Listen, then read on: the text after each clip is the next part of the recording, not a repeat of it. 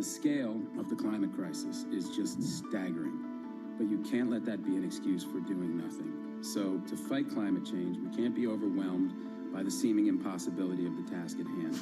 Inclusive multilateralism is about bringing more voices to the table, resulting in more ideas, more solutions, and more climate action. As a signatory to the Global Covenant of Mayors, Charlotte has joined thousands of cities and regions in a commitment to accelerate ambitious, measurable climate and energy initiatives. Local communities across our nation are stepping up in unprecedented ways to respond to the ongoing challenges of our climate crisis. We'll see what is the cost, what is the reliability, but without innovation, a lot of innovation, we won't be able to get there.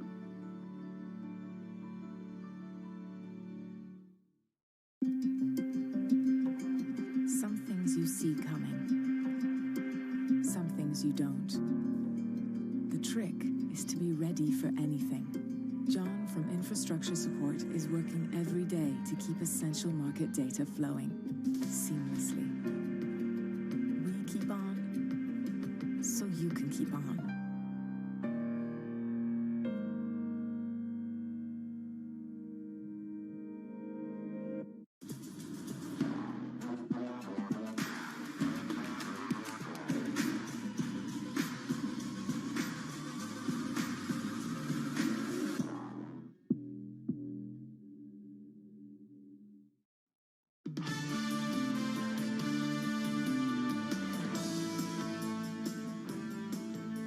From New York and London, this is Bloomberg Surveillance for our audience worldwide, live on Bloomberg TV and radio. You're listening to Bloomberg. Alongside Tom Keene and Lisa Rowitz, I'm Jonathan Ferro. Equity futures shaping up as follows this Wednesday morning. We drift higher on the S&P, up 20. We're up 0.6%. In the bond market, yields climbing higher, up 4 basis points on a 10-year Treasury to 0.7735%. 4 decimal points just for you, Tom Keene. Euro firmer, euro dollar 117.73. Late yesterday, middle of the day in the United States, but late over here in Europe, France coming out and aggressively cutting its forecast for growth in France to basically stagnation in 4Q, Tom.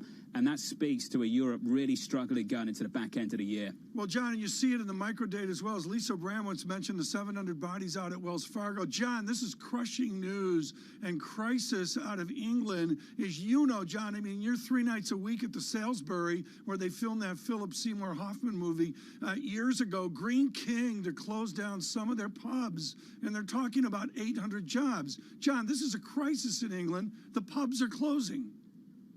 They are closing down. They're not being shut down by the government, but effectively the rules that the government has produced, Tom, has made life very difficult for some of these businesses. It's a problem. And I also have a problem with this idea of creative destruction in a pandemic. I think once we have a vaccine, Tom, people might want to go to the pub. Now, I don't think you can make the case in a pandemic that you should embrace creative destruction because the rules are going to change, we hope, in about 12 months' time. And that would be my pushback. If you want to expose the economy to the rules of the free market, do it when we don't have COVID restrictions. Maybe that's a better idea. Yeah, and John, what's so important here, and I don't know if you agree with me, you know, the headlines of the airline industry, Speaker Pelosi talking about 20,000, 30,000. But before we get to Mr. Porcelli, John Farrow, the micro data, small businesses in Green King with 800 jobs, they add up into those big job cuts. Of course they do, and the companies that serve the city as well, Tom. If people aren't coming into London, coming into New York, if those offices aren't full, if people aren't working in those hubs, then the peripheral businesses that support them aren't getting business either. That's how these things spiral very quickly. But on the airlines, Tom, I've got skin in the game. Quite clearly, I'm in London, you're in New York, and we're trying to get me back at some point in the future. The corridor between New York and London is really, really important. And it's been shut down because governments have shut it down. It's barely functioning right now. They need to sort out testing at the airports over in New York and in London as well. And they still haven't got it done when other countries around the world are getting it done. It's not just about throwing money at them for aid. to bail them out. It's about getting the planes in the sky and helping people get back to work and getting these businesses up and running. Well, here's a real treat on Bloomberg Radio, Bloomberg Television right now. Futures up 19. We're going to bring in two sharp people on the economy. Thomas Porcelli's with RBC Capital Markets. He has done a phenomenal job over the years of not only linking labor trends with wage dynamics as well, and we get a jolt out of our Michael McKee as well. Tom Porcelli, what was the JOLT survey like yesterday? What did it indicate to you? Yeah, look, I mean, there's obviously quite a number of job openings out there. They're pretty much across industries. I mean, it's, that's certainly an encouraging development. We would need to get those bodies into those openings, of course. I mean, look, we've done a good job of clawing back, the vast majority of job losses right now. I think there's a long way to go. No one can delude themselves into thinking otherwise.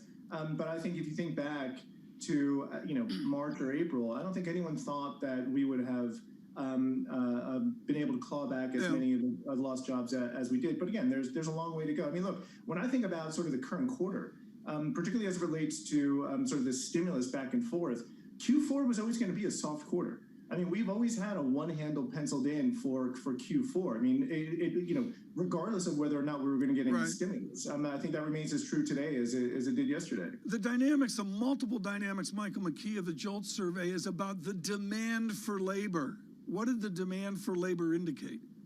Well, it's interesting. It's the first slight fall in 4 months in job openings, which does suggest that we have reabsorbed some workers into employment. But the problem is going to be, as Tom was alluding to, the matching of people with jobs. The number of jobs out there that are advertised that the Bureau of Labor Statistics is able to pick up is going to be different from perhaps the pool of available labor.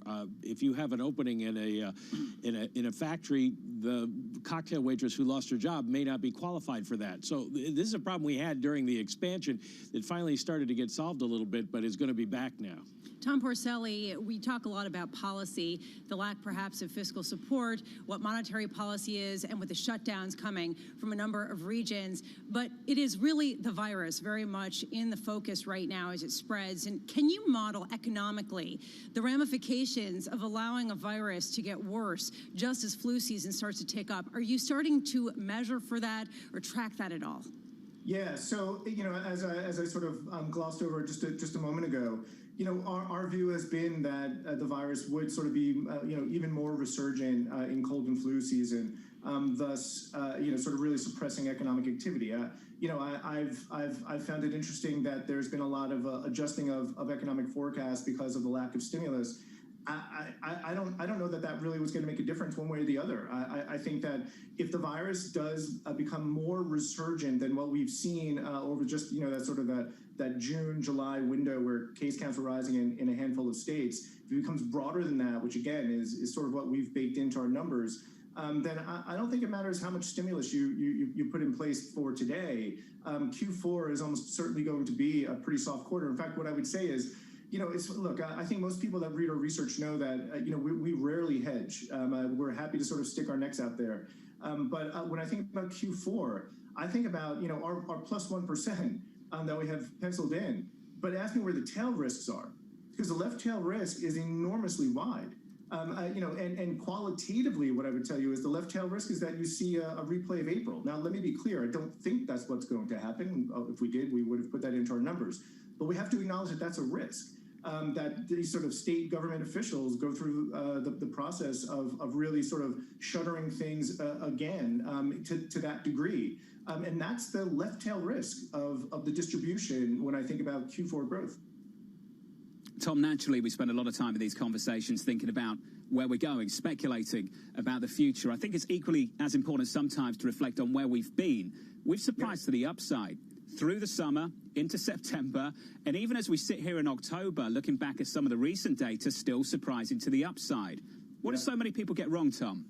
I have to say, me and my team, I think we did a pretty good job of sort of nailing the contours of sort of growth thus far. I mean, we thought that things were going to come back in a pretty significant way in the third quarter. And thankfully, it seems like we're going to be sort of right on that idea. I think the one thing that, look, a lot of the high frequency data, which we were early to adopt, has been incredibly helpful. I've said many times in this program, things like Homebase, that has been early on. It was really helpful in sort of, allowing us to really nail the contours of the upswing in economic activity. I think it's doing less of a good job today, but that's okay. There's other data for us to sort of really latch onto. But I think it's that high frequency data that we've been looking at, that I'm sure a lot of other economists are looking at too. I think that's been incredibly helpful in sort of really nailing things down. I mean, look, I think what we have to keep in mind, and Jonathan, more to the heart of your question,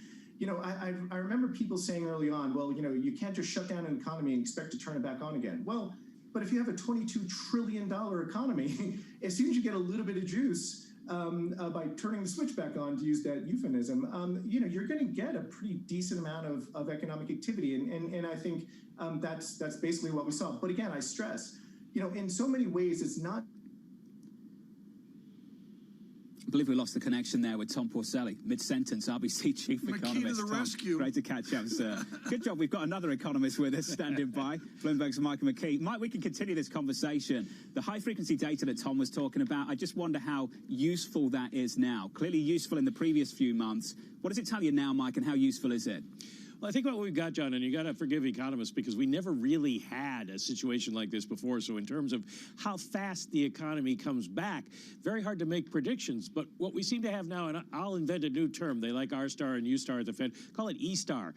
Equilibrium level. What kind of equilibrium GDP can you get at a certain level of activity?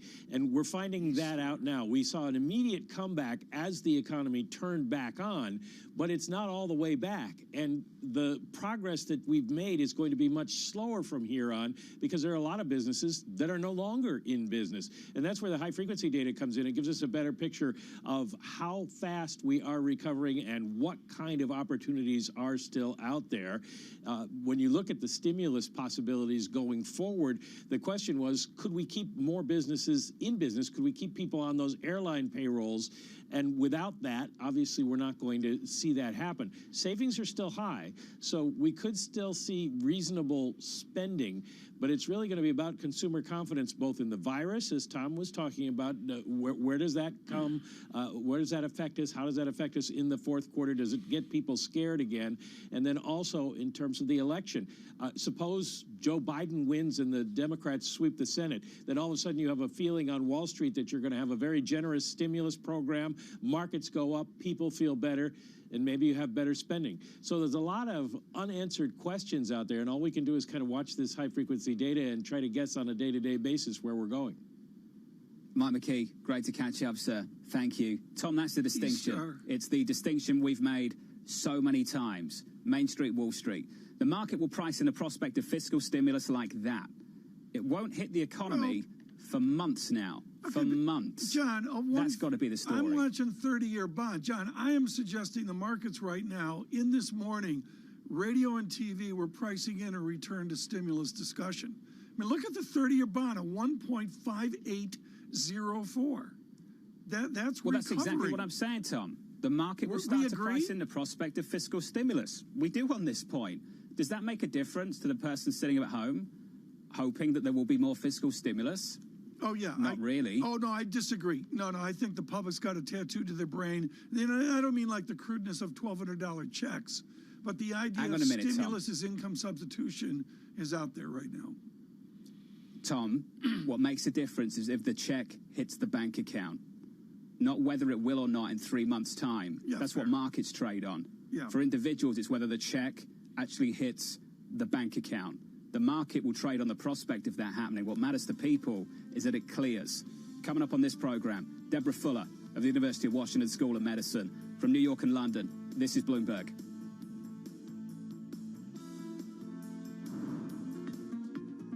With the First Word News, I'm Ritika Gupta. President Trump is promising that once he's re-elected, he'll pass a major stimulus bill that focuses on hardworking Americans and small businesses. But for now, the president has ended stimulus talks with Democratic leaders. He accused House Speaker Nancy Pelosi of negotiating in bad faith. Democrats have called for $2.2 trillion in spending. The administration has endorsed a $1.6 trillion plan. President Trump's doctor says he's reporting no symptoms of the coronavirus that led to a 3-day hospital stay. Bloomberg has learned that the president is getting restless and wants to go to the Oval Office. He's been in isolation in the White House residence since his return Monday evening. And Joe Biden is saying him and President Trump should scrap next week's debate if the president still has the coronavirus. The debate's set for October 15th in Miami. The president was diagnosed with the virus October the 2nd. The CDC says that people with mild to moderate cases remain infectious for as long as 10 days after the onset of symptoms. And Wells Fargo is cutting more than 700 jobs in its commercial banking unit. The bank is embarking on workforce reductions that could eventually number in the tens of thousands. The commercial banking unit offers services to businesses that usually have more than $5 million in annual revenue. Global news 24 hours a day on air and on Bloomberg Quick Take, powered by more than 2,700 journalists and analysts in more than 120 countries. I'm Ritika Gupta. This is Bloomberg.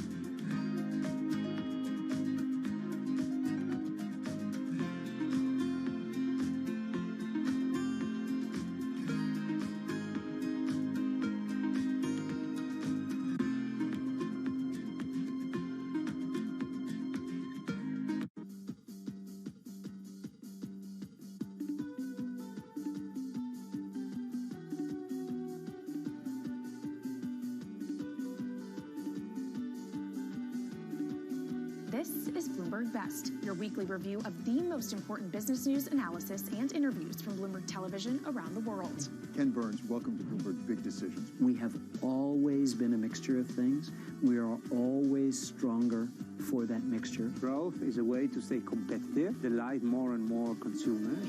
Welcome to the Best of Bloomberg Technology. I'm Emily Chang. They've moved the needle by acknowledging that they have to monitor the content. What is one word of advice you'll take with you? Learn how to listen. And that is certainly something that has served me well. Ankiti, where do you go from here? It's a huge market. It's a huge opportunity. I want to go 100x from here. Our philosophy is to partner where we can and stand apart when we should. When everything around us, including the way we work and live, has been interrupted, uninterrupted service is peace of mind. Kimmy from customer support is responding to a 500% increase in daily call volume, no matter what. We keep on, so you can keep on.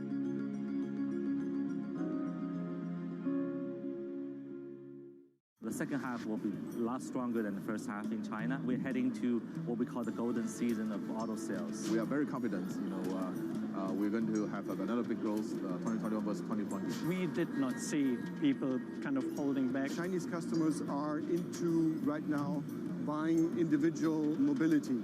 This is a market that, over the past few weeks, has made it clear it wants to go higher. It got a little spooked by the idea that geopolitical tensions are rising. Their CPG history, their experience, and really how we might be able to combine together to really create this fantastic public company. And so we kind of got into the SPAC thing a little bit before it became such a hot method of going public.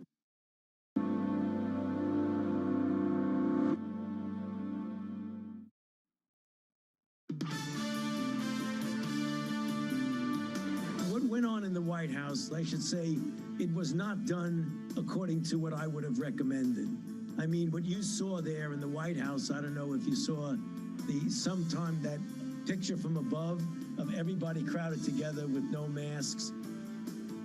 It was pretty blunt there from Dr. Anthony Fauci, National Institute of Allergy and Infectious Diseases Director from London and New York City this morning. Good morning. Alongside Tom Keane and Lisa Abramovich, I'm Jonathan Ferro. Counting it down to the opening bell with equity futures just starting to push a little bit higher, Tom, on the S&P 500. We're up to session highs, up around about 24, advancing 0.7%. I know you've got your eye on a steeper yield curve on 10s, Tom, up another 4 basis points to about 0.77%. You know, after the quiet of the range that John was talking about, folks, I really want to make clear there's some nuance in the bond market. And, you know, we're really following it, John, almost now tick by tick based off the stimulus discussion. Some other things going on, including Tom Porcelli there, we just heard, with a pretty quiet economic view. Right now, Deborah Fuller joins us with the University of Washington microbiology department, world acclaimed, and of course that includes the Fuller Lab, and we're thrilled that Dr. Fuller could join us again today. Dr. Fuller, I happened to be talking to my physician yesterday who cautioned me not to have a celebratory cigar, and we also talked about the cocktails you people are inventing. When we say the president took a medical or pharmaceutical cocktail for the virus, what does that actually mean? What he took was a combination of different antibodies that are designed, and these are proteins that bind to the virus and are able to clear it from his body. And so that was an experimental drug, but it had been tested in a clinical trial in about 1,000 people and shown to be safe, and actually had some promising clinical data showing that it was effective in eliminating the virus from the body. I mean, is it almost antibiotic tendency? I mean, are we talking about something that's an antibiotic equivalent in bacteriology? Yeah, that's a good way of thinking about it. It is kind of like an antibiotic. Of course, antibiotics fight bacteria, and antivirals, which is these are monoclonal antibodies that are basically like an antiviral that fights viruses. So, Dr. Fuller, we were talking with Tom Porcelli of RBC, and he was saying an increasing tail risk, given how much the virus is spreading, is that we enter an April-like shutdown situation. Given where we are on the pharmaceutical fronts, as you're talking about, do you foresee that as an increasing likelihood yourself? Yeah, I mean, this is an issue that we're starting to see an uptick in hotspots of transmission. This is, kind of people foresaw this, that as people move indoors with the colder weather and, that there could be increased spread. Well, there's also another argument, though, that this is a profoundly different situation because medical professionals have come up with better remedies to lower the mortality rate. We are doing better at control in other ways. Do you agree with that sort of shutdown in the same kind of way that we saw in April in the United States won't be as necessary due to some of the advancements and the knowledge that we have now? Yeah, I think we do. I have come a long ways in terms of, some, remedies to be able to, better understanding also of the disease and prediction of, individuals who might be, have more, serious disease. Also, diagnostics are coming along and, these antivirals. So, obviously, we're in a better place than we were in April, but, we still are not at a place where we have a vaccine and this virus is going to spread as it does if we're not careful and practice safe practices. Deborah Fuller, I remember the first time I saw plexiglass at an ice rink. It was revolutionary at the time. Tonight we're going to have plexiglass at the VP debate. You got to be kidding me. Does that work? It does. It does. It's a barrier, and mainly the way the virus is spread. Oh, come on! The aerosol is not going to go around the plexiglass. Well, I don't know if you've ever seen, one of these pictures of when somebody sneezes or coughs, where their aerosols go. They're very much around their so every little thing helps. You see people wearing those face shields and. When you go to the doctor, and that's, designed to, contain, aerosols as much as possible. I mean, obviously it's not perfect. A face mask would be better. It's better than nothing. We're focused on the fossils. Rudy Giuliani coming on 76, of course, the president 74, the vice president 77. Deborah Fuller, what is your convalescence prescription for the younger and the healthier at the White House that have this illness? Yeah, I mean, if you mean the younger. Yeah, the younger cohort. They're 30, they're 35, they're Stephen Miller, cut and chiseled. How should they go about getting over the virus constructively? Yeah, I mean, like everybody else has been recommended, they're going to have to, quarantine themselves and, watch their symptoms. Nobody, there are, cases where younger people can succumb to very serious illness as well. So, they're not out of the woods until they've actually cleared the virus. And, people can get very, very sick from this, even if they're young. Dr. Fuller, just quickly, what's the update on when you expect us to have a vaccine? Yeah, so there's some exciting things have happened lately in terms of, we've seen the progression of these vaccines into phase 3 clinical trials, and we're becoming increasingly optimistic that we might be seeing a vaccine by the end of 2020, maybe the beginning of 2021. Doctor, fantastic to catch up this morning. Thanks for your time. Dr. Deborah Fuller there of the University of Washington School of Medicine. Thank you. Tom Keene, the only person on this program that can call people fossils. Tom Keene, honestly. Not something that I can get away with. I don't know. Wait, reasons. but I have a Equities question. are up. Do you think Equities up 22. Do you think that Tom is getting away with it? That's the question. We'll find out with Rudy Giuliani in just a bit. Getting away with it. I think he's getting away with it. Stock's got a bid, Tom. Bond market hasn't. Treasury yields up. Yeah.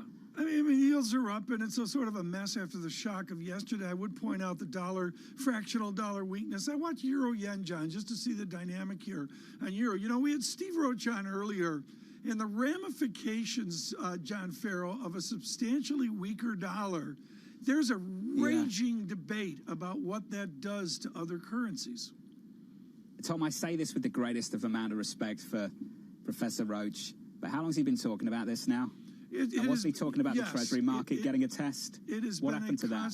It has been a constant discussion of a weaker dollar, but he's put a date and an amount on it here, which is what's so unusual, of 35%. And looking out a year or two, to his defense, the twin deficit chart, my chart of the year 2 years ago, John, it is literally at an unimaginable level. Look at where 10-year Treasury yields are. From the conversation we used to have with people Carl like Weinberg that is about what would happen in the next downturn. Yeah. People would turn away from the Treasury market. They wouldn't go to dollar-denominated assets. Steve Major reaffirmed today lower yields. Steve Major reaffirmed West Ham will beat the Tots, the middle of October. That's the important stuff, right? Mm-hmm. Coming up on this program, Alicia Levine, BNY Mellon chief strategist. I know he does. I'm not sure you should give away where our guests live. It's a big city. Come on, it's a big city. It's a big part of London. This is Bloomberg.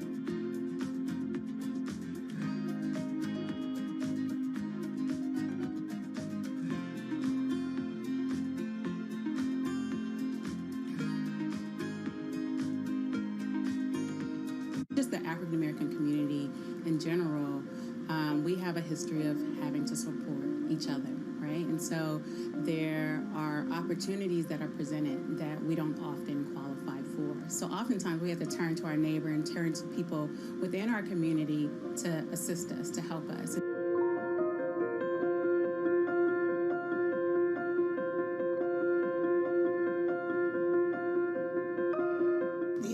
African American Resiliency Relief Program was created to support and fund Black-owned businesses in the city of Oakland. The reason we started this fund due to the systemic racism behind the PPP funds, also how our Black-owned businesses have been marginalized for so long.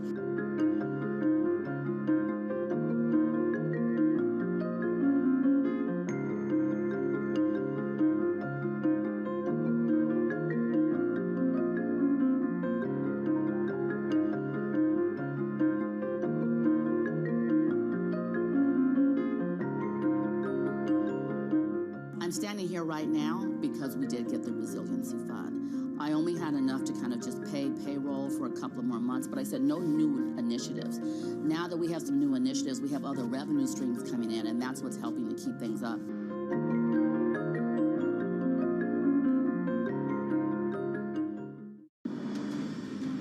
When opportunity knocks at the door, don't say, blimey, I've still got my pajamas on. Say yes to stuff and it'll take you interesting places. We're clearly going through some very unusual times and, enormous difficulties getting groups of people to agree on things.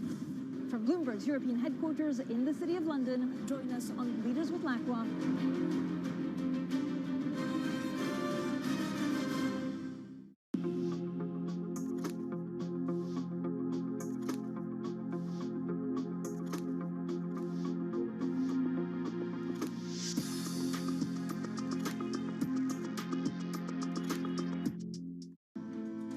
Coverage of the vice presidential debate. That starts on Wednesday night at 8:30 p.m. Eastern Time on Bloomberg Television and Radio. The Boston Symphony Orchestra presents BSO at Home.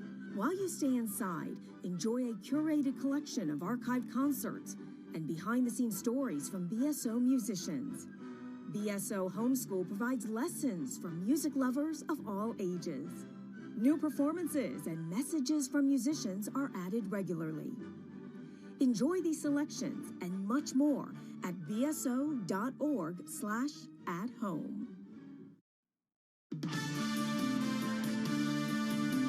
The recovery is more fragile than widely thought. There could be a dip, but people want to come in and buy that dip. There's a real risk that consumer spending could be negative in Q4. Rates going up is a sign that the market thinks the economy is recovering. Inflation's going to be dollar weakness, not higher yields because of the Fed. Governments have control of this, not central banks. This is Bloomberg Surveillance with Tom Keene, Jonathan Farrow, and Lisa Abramowitz.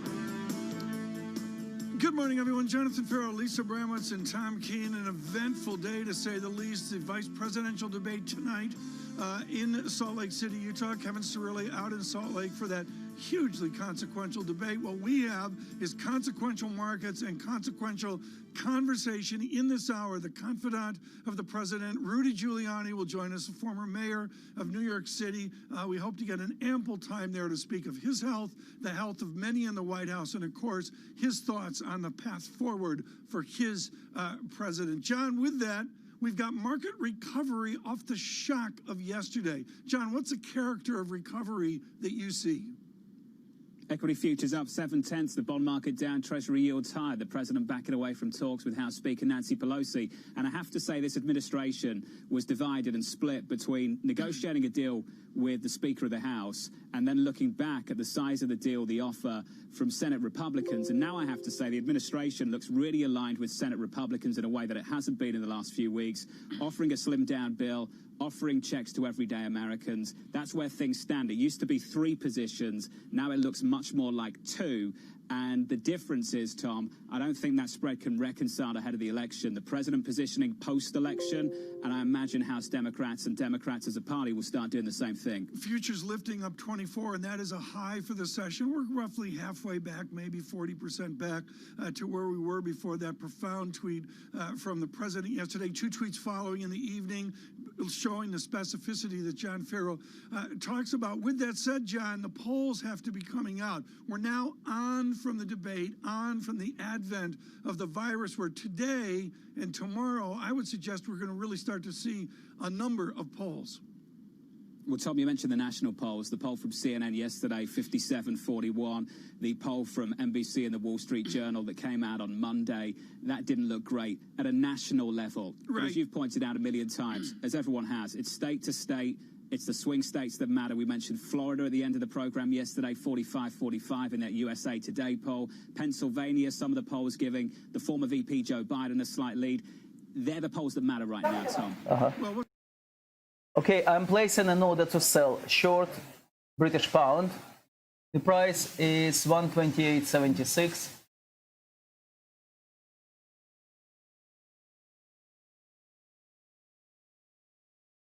Okay, order placed to sell short. Let's see if it will reach this level. Him with a huge reduction in crime, increasingly taking on the role of advisor to President Trump and adhering to President Trump's views. Tom, I struggle with what he has to say about the state of New York City right now, especially given the fact that any chance of fiscal support has been torpedoed in the near term, given how hard New York has been hit. Does he sort of view this as it's just desserts because of a rivalry he has with the current administration, or is he sympathetic to the view of the rank-and-file New Yorker? I'm so glad you brought this up, because my overnight reading, Lisa, is very simply here. The hot button is aid to perceived blue states. Correct. That seems to be the issue. That has been the main sticking point, the idea that the Democrats wanted a bigger package to go to the hardest hit states. President Trump saying he didn't want to bail out those states for failed government policies or for pensions that had gotten out of control. The key is, and the reason why perhaps markets are rallying now, Tom, is because people are foreseeing perhaps a greater chance of a blue wave, perhaps a bigger stimulus package, but how much I will move up. Order to sell at 128.77.5. Okay, I moved up this order. Shifted, Tom, then the risk is now that someone wins November 4th and you have to start thinking about their policies. That's the shift, but it's always relative. And I think the polls right now speak to that, Tom. It's about a relative story. Are things likely to go one way relatively more than they would have, say, last week? And yes, things have changed in the last week, but things can change back in another week, in 2 weeks, in 3. Let's get a grounded brief right now. Futures up 24, Dow futures up 196, and again, dollar, I'm going to call it flat. Oil down about $1, 39.80 on West Texas Intermediate. Alicia Levine with us with BNY Mellon with a really prodigious mathematical set, really wonderful academics on the dynamics. What are the dynamics right now, Alicia, within the equity market, with the cacophony of news, the wall of information we're all exhausted by? What's the dynamic for stocks that matter to you? Good morning, everyone. Hi. Look, you know, the thing is, since the of last Tuesday, the betting markets, forget the CNN polls and the Wall Street Journal polls, the betting markets started pricing in a Democratic sweep, right, which means taking the Senate as well as the White House. And what you saw was the cyclicals rallying because the expectation is whether or not you get a stimulus bill in the next week or two, you're going to have something even larger in the first quarter. And as we know, markets anticipate and see through the noise of the next few months, and that's essentially what markets were pricing in. And to the extent that it is it's looking like a more lopsided victory for the Democrats. It may not happen, but that's what the betting markets are telling us. Then markets are pricing in a huge fiscal bill larger than anything that Mnuchin or Pelosi could come up with right now. Alicia, I keep returning to this question. What we've seen so far, is that just a position squeeze, or do you think people are starting to think about durable change over a sustainable period, that internal rotation, high yields, a steeper curve, beyond just a 2-3 month trade? Yes. So I think investors are starting to position here. We don't like telling investors or our clients that they have to do particular things before elections. Markets go up under both administrations and different configurations of Congress. However, it's clear that certain sectors will be better off under different administrations.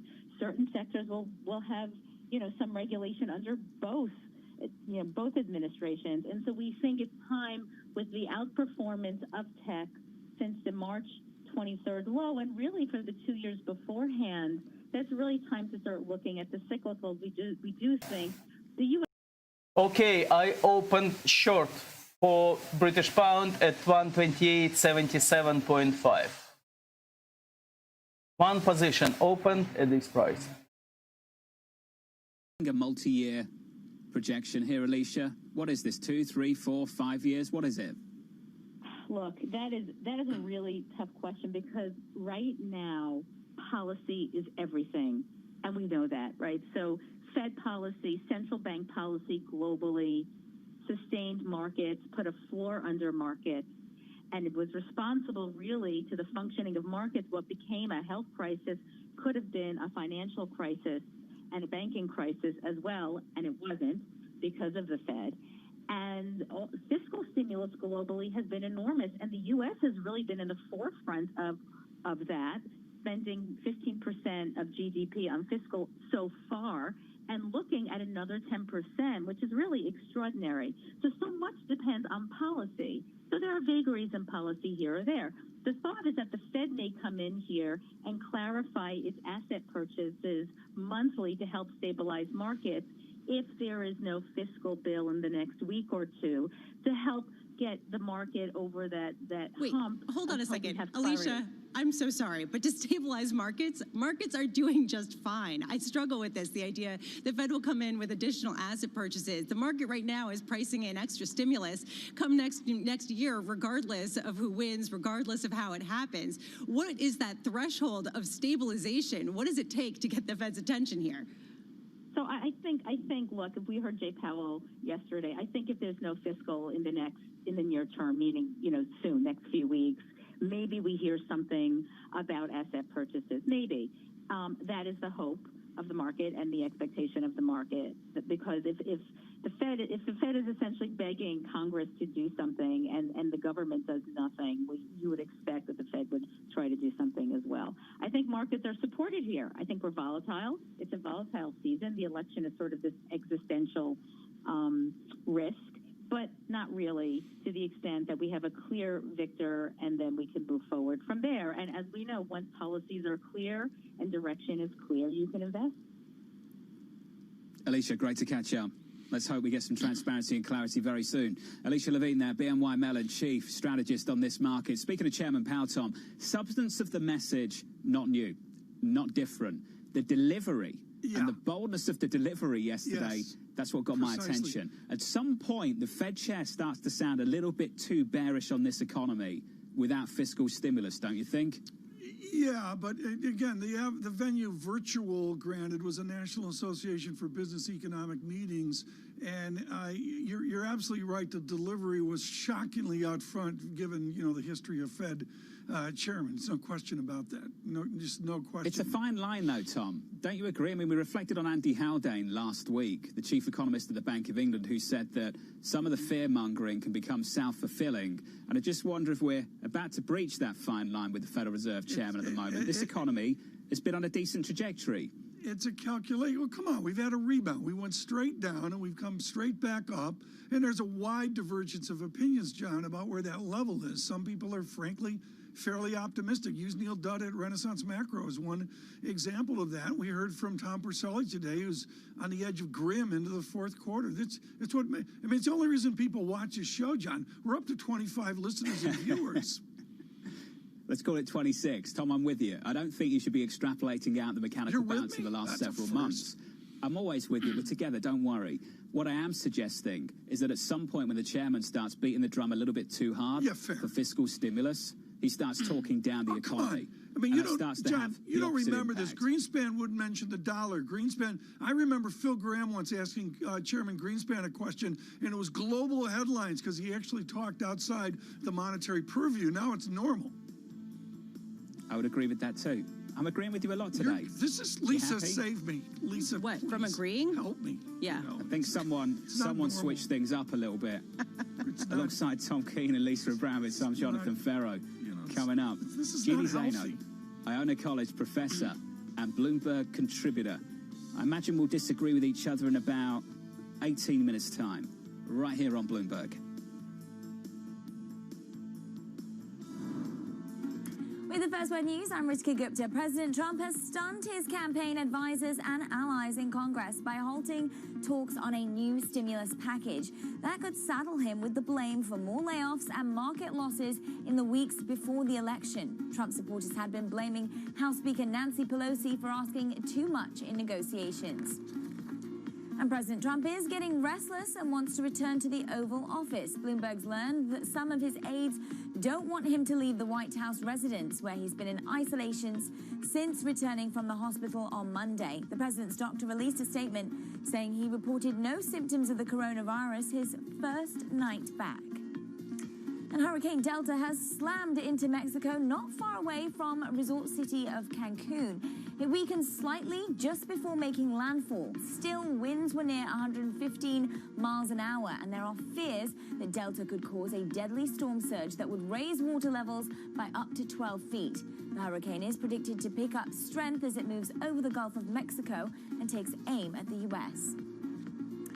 Wells Fargo is cutting more than 700 jobs in its commercial banking unit. The bank is embarking on workforce reductions that could eventually number in the tens of thousands. The commercial banking unit offers services to businesses that usually have more than $5 million in annual revenue. Global news 24 hours a day on air and on Bloomberg Quick Take, powered by more than 2,700 journalists and analysts in more than 120 countries. I'm Ritika Gupta. This is Bloomberg.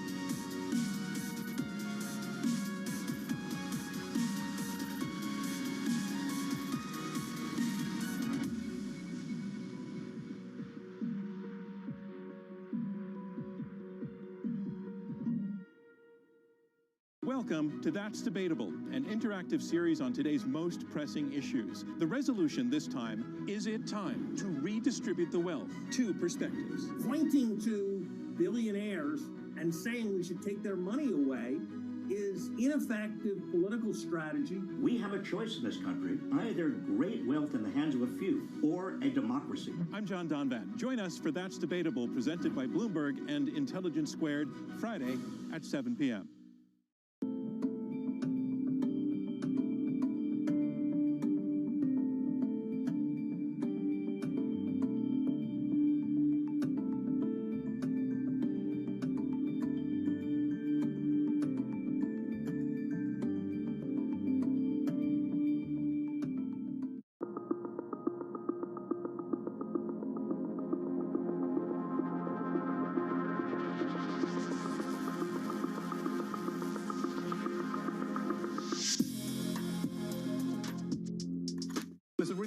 isn't it, just how sensitive the markets are to any commentary about trade. We did see some pressure on the yuan, we did see some pressure on the futures. That is now being reversed.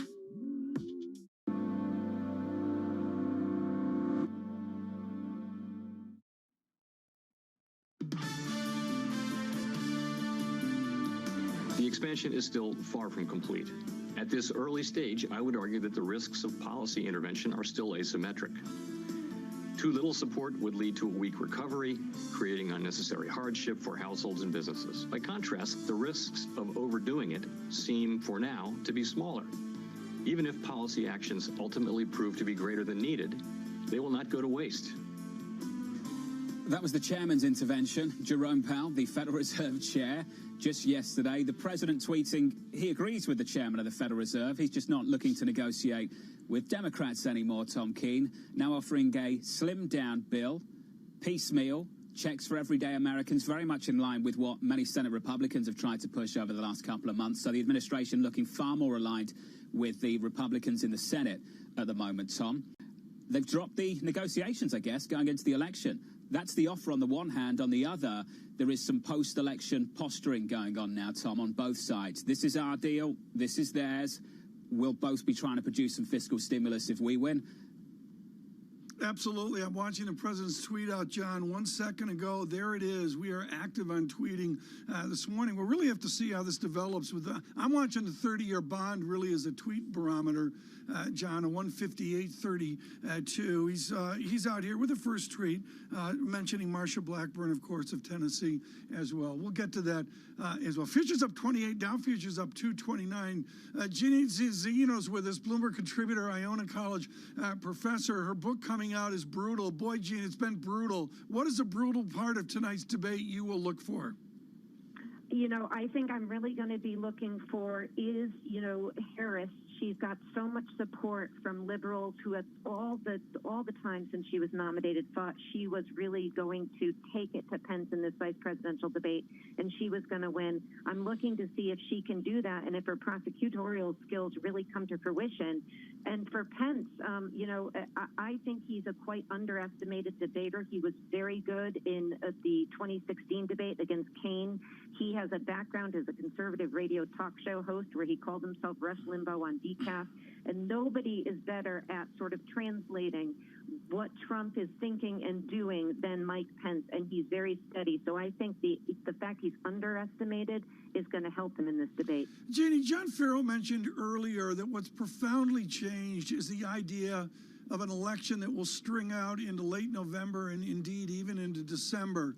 Has that actually happened when you look at the numbers? Are we back to what's going to happen on a Tuesday evening? Looking at the latest NBC Wall Street Journal poll where you're seeing seniors, just as an example, 27-point lead for Biden, if you went to strictly by the numbers, you would have to say this looks like it could be a blue wave, not just at the top, but down ballot, because seniors vote in much larger numbers. If Biden's got that kind of lead, if we can trust those polls, then this is going to be a blue wave.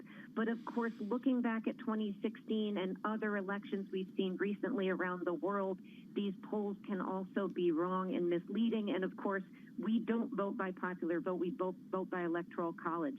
And you look at those swing states and they are still within a margin of error in some cases. Pennsylvania, not so much, but you look at states like Michigan, Wisconsin. So I would not be comfortable at this point looking at these numbers saying this is going to be a runaway. I do think Biden definitely wins the popular vote, but I think we have to wait and see what happens at the electoral college level. Jeannie, we're always conditioned by experience as human beings and the stories we tell each other about what happened previously. I think some people would argue the polls were actually not that far off 4 years ago, just people's interpretation of what happened 4 years ago. Can you walk me through the lessons of 4 years ago and what you look at now? Yeah, and I'd absolutely agree. I would defend all my friends in the polling community. For the most part, those polls were within a margin of error, but I think as human beings, we naturally hear a number, ahead by any number, and people think you're going to win. And of course, these are all based on probabilities. So I would just caution everybody to read too much into these polls at this point. Number one, they are all within a margin of error. Number two, we have people voting already and voting throughout election season. So this is not just a one-time snapshot, let polls show. This is a moving target. And we've seen the amount of stories that have broken in just the last week, let alone what's going to happen in the next 4. So I think those are 2 lessons to take away. These are snapshots in time. This is an ongoing changing story, and voters can change their minds at the last minute. And of course, third, again, we vote by electoral college. It doesn't matter at the presidential level so much what happens in New York or California. It matters what happens in those 6 to 8 swing states that will decide this election. Jeannie, what's more important for Kamala Harris, to energize the base or to convince moderates that she's not as liberal as the Trump administration is trying to paint her? I go with the latter. I think to, not to lose any of the liberal support and energy, but I think to convince moderates that she is not this liberal progressive who's trying to, who's the puppeteer of Joe Biden. Because again, this is an election that's going to be decided by those undecided voters in swing states. They've got to get them out and to their side. So I think tonight for Harris, the number one thing is do no harm.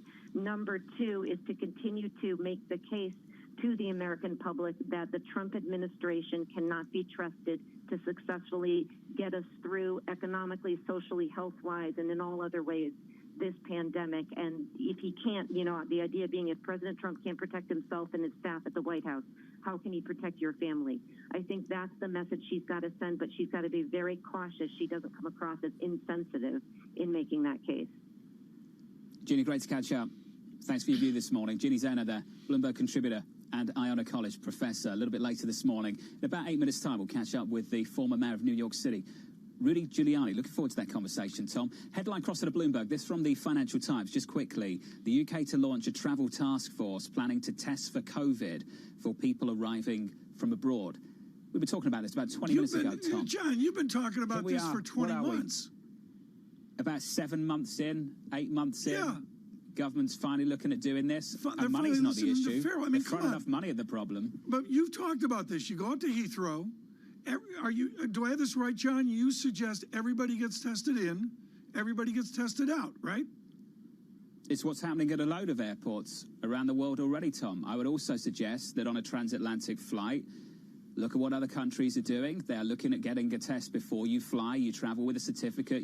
You get tested when you land. You get tested a week later, perhaps. Yeah. There are testing regimes around the world doing these things already. For some reason, places like the United Kingdom just not keeping up. And as I say, Tom, money is not the issue. They're throwing a load of money at this. They're just not throwing money at testing for some reason. And I can't get my head around that. It's absolutely fascinating, and it's a unique character between the United Kingdom and the U.S. sort of leading up here, who's doing the worst practices involved. John, look at these markets with equities lifted in the 30-year and the 10-year come out as well to new highs, 0.7785 on the 10-year, John, because we quote to 4 digits. We do. You're so happy about that. Equity futures up 27, session highs up 0.8% on the S&P 500. The euro firmer 117.68, up 1/3%. Up next on this program, a conversation you do not want to miss with Rudy Giuliani, the former mayor of New York City. That is next from London and New York. This is Bloomberg Surveillance.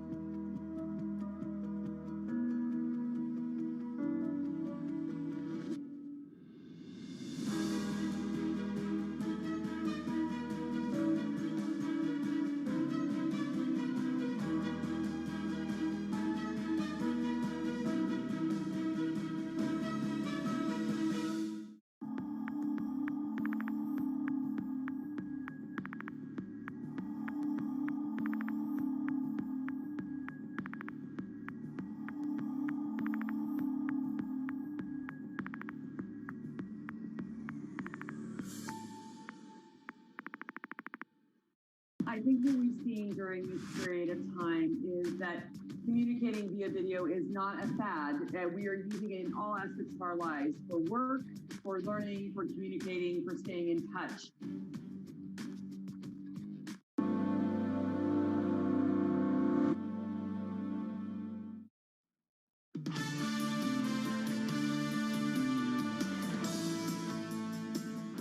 From London and New York, this is Bloomberg Surveillance for our audience worldwide, live on Bloomberg TV and radio, alongside Tom Keene and Lisa Abramowitz. I am Jonathan Ferro. Let's get some equity action for you. Around about 60 minutes away from the opening bell in New York City, futures with a bid up 26 on the S&P 500, advancing 0.8%. In foreign exchange, 117.67 on euro dollar. And just a quick sneak peek at the bond market.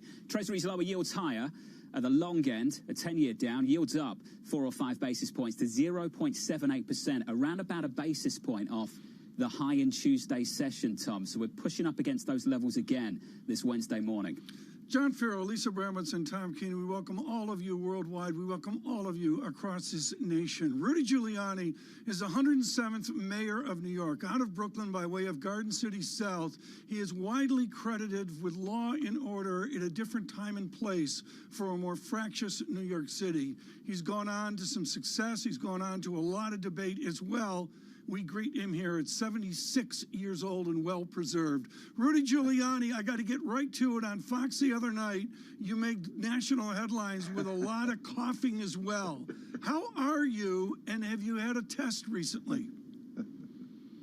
Well, let me start with the good news. Yeah, I had a test recently. The day of that time that I was coughing. I coughed twice, actually, and I was clearing my throat. I had a test maybe 2 hours earlier. It came back yesterday, and I'm negative. That's the second one I've had since I was with the group in the White House that, unfortunately, most of them came down with it. I feel very bad for them. I almost feel a little guilty, I guess, but I was one of the few, along with Jared and Ivanka, that didn't. But so far, I don't, and I'll go back and get tested again on Friday, and then I'll be out of the woods, I hope. I mean, you got to be very positive about it. Also, I'm not that nervous about it. I know that if it does happen, I know exactly what to take. My doctor has already prescribed hydroxychloroquine, which I'm taking every day now for 5 days as a prophylactic. Your doctor has prescribed that to you. Has a doctor prescribed that to you, or have you told the doctor you're going to take this controversial medicine? Oh no, the doctor has treated 2,500 patients who had this illness, believe it or not. The man is a genius. He invented the Zelenko protocol, and he's lost only 2 patients. Right. Rudy, you are the personal confidant to the president. He's tweeted twice this morning. He is in recovery, wants to get back to the Oval Office and work. Have you spoken to him in the last 24 hours, and what are you going to advise him to get this campaign back on the rails? Well, I mean, what he's doing, which is he's got his surrogates out all over the country, making speeches, making talks. He is he's communicating from the White House, communicating what he has to from the White House. And as soon as he can, he'll be back out on the road himself. But he's got something like 500 surrogates in all different parts of the country, particularly in the key battleground states, who are speaking for him. I'm going to go do Rudy, a few I don't mean to interrupt, weekend. but look, Mike Pence has the most important vice presidential debate tonight. You and Mike Pence have the president's ear. What are you telling him, and what is Mike Pence going to do tonight to get the campaign on the track, to get the marginal voter that the president has clearly lost? No, he hasn't clearly lost it. You're reading polls that were the same polls. He was behind by, if I take you back 4 years, we were 3 days after the Billy Bush revelations, and he was being counted out at this point, and he was about 18 points behind, 17 points behind.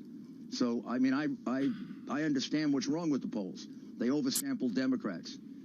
There's anywhere near a 5 to 6 point differential in favor of Trump that's not there because you don't measure enthusiasm. His enthusiasm level is still 3 times Biden's. The Biden voter, half of them are voting, just because they're Democrats. The other half are voting out of hatred for Trump. The Trump voters are voting because they love him, and because they realize he's been one of the most consequential presidents ever.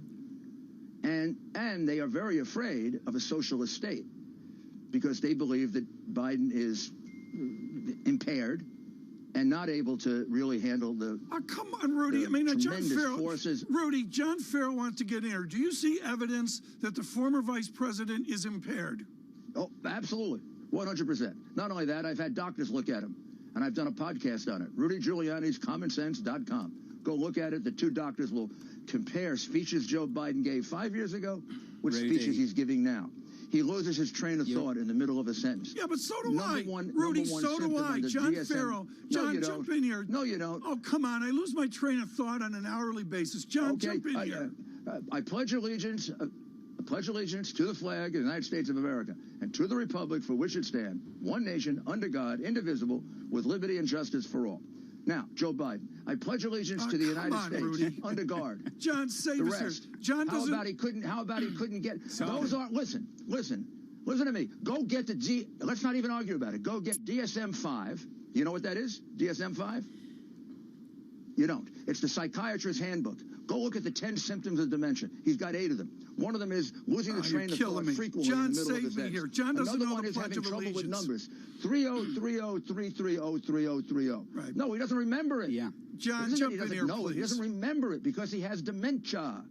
It's a disease. It's an illness. Hold on a If second. he doesn't have it, nobody has it. Please, let's move on. This Okay, disease honestly, with Rudy, friends. we're talking about something that is peripheral to Honestly, an issue you that is much more important depriving right the now, American people which is the of a idea fair that chance we're in a to hear the pandemic. truth, Rudy, which please. is disgraceful. Please. It's Please. disgraceful Rudy, that you're doing please. this. Honestly, you're cutting me off in the middle. Listen, no, honestly, right now, you are being obstructive. I am talking about facts. I'm talking about a psychiatric textbook. You don't even know. Listen. You don't want the American people to hear that the guy running for president has an illness. It is clear. It's obvious. Go read DSM-5. Look for the symptoms of dementia. He's got 8 of them. And don't tell me, Rudy. That is the truth. I know it's uncomfortable for you, but it's the truth. Rudy. He's also a big crook. Rudy, I'm not going to sit here what, Rudy? And go through Rudy. Don't talk to me Let's in start that. again. You do not talk to Matt me Giuliani. in that tone. Matt Giuliani. As We're if here what to have I'm a saying conversation. isn't worthy of consideration. I'm just here to ask you a question. No. I didn't like to focus on the dismiss his medical tone. state of the former Vice President Joe Biden. Okay, let's focus on the 3.5 million. Let's focus on the 3.5 million from one of the close friends of Putin in Russia that went to his son who's suffering from drug addiction. Matt Giuliani. Why would you pay 3.5 million? Let's focus. Why did China pay the son 30 million? The Communist Party of China. Can we talk about the things that you don't talk about? The things that you hide from the American people? We've agreed to do an interview. Yes, sir. Not a monologue. Do you want to let me ask some questions? No, I've agreed to come on so that I can tell the truth. I didn't come on to be a Rudy, slave to your questions. we're doing an interview. Mr. Farrow is going to ask you a question because that's what we do here. Well, ask me the question. John, ask a question of the former mayor of New York City. But you can't stop me if you don't like what I'm saying. Rudy. Well, no, I just want to focus the interview a little bit. Matt Giuliani, you have direct experience in preparation with the president for the debates. Let us see if you can answer a fair question. Let's talk about the debates. Governor Christie. No, why don't we talk about what's not talked about? Absolutely not. We can talk about. The president wasn't going to. What the president was debating. Not talked about in a moment. Will you let me finish the answer? Let me finish. You haven't even let me complete the question. Let me. Matt Giuliani. Let's do this. Good. I'll wait for you to complete the question. Let's see if you can ask a fair one. I've been asking a question about the debates, sir. So let's start there. I'm not interested in getting combative with you.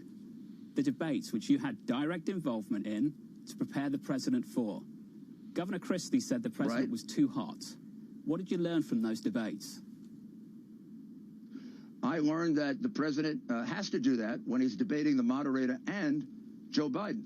And when, for months, the media has been covering up facts the American people have to know about Joe Biden, about his incredible history, his and his family's, of taking money from countries like Iraq, countries like Ukraine, countries like Russia, and basically getting 30 million or more from the Communist Party of China, with which his son has been a partner for the last 4 years.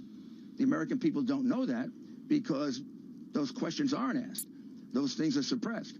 The reason they don't know that Joe Biden is demented is because you cut off those parts of his interviews when he loses his train of thought, as he did twice the other night. So that's my answer to the question. Next question. Matt Giuliani, we appreciate your time. Thank you very much for joining us today, sir. The lawyer to the president. Thank you. No, you didn't. And the former mayor of New You York don't appreciate City. my time. Boy, you're so phony. I very It's much did, unbelievable. sir. Thank you very much. God almighty. The former mayor of New York City. You're working for the Giuliani. Democratic. Thank you very much. John, it is remarkable Looking ahead to the debate a little bit later this evening, Tom Keene. It is remarkable to see this, John, after the state of the city. I have the clearest memories way back, pre-Giuliani, of getting out near the Port Authority into what was, the romance of it now of a tougher New York City. But it's amazing what this guy accomplished into those particularly younger, how different he is now, as we just witnessed in, as you correctly said, John, a monologue. Well, Lisa, are you still with us? Did you survive that as a native New Yorker? Honestly, the one thing I wanted to ask him, as he said that it doesn't worry him that much getting the virus. And my key question is this the new tactic? That the virus just isn't that big of a deal? Is that the message from the White House? That seems to be what President Trump was saying. Well, I don't think we're getting a very clear answer on that. And medical professionals pushing back. I do wonder, though, is that the message? John, I would, what's so important and what Lisa says in that insight is the president saying, well, maybe I'm immune. John, it was such a different tone from Prime Minister Johnson, wasn't it? What an interview. Why aren't we talking about the elephant in the room? I mean, come on. That was just absolutely ridiculous in the last 10 minutes, Tom. Absolutely ridiculous. I understand Josh Wingrove is with us now, Bloomberg News White House reporter. Josh, fantastic to catch up with you, sir. Thanks for joining us today. Let's try and focus the debate. Very difficult to focus the debate if an individual that is helping you prepare for that debate conducts themselves in that manner. How on earth will this debate shape up on October 15th in Miami, Florida? I mean, I'm a bit at a loss for words. I guess I would say that Rudy has been dieting on the same sort of feed of misinformation that the president has for some time, and they're convinced that there is conspiracy going on ways, and I think you heard a little bit of that. Look, some news in it also was that he's on hydroxychloroquine as a preventative measure after he sat next to Chris Christie for a few days. Chris Christie, of course, has come down with the virus and checked himself into hospital. The FDA has issued a poison warning for that drug, essentially, thinking it's the emergency use authorization. So, but Trump touted it. So I guess back to you, but Rudy sure seemed upset. I don't know, John, you don't have that effect on me normally, but, there's always tomorrow. What is so important here, Josh, is we saw the president come out of a very close managed theater into that first debate, and all of us, whatever our politics, saw the response, the performance of that debate.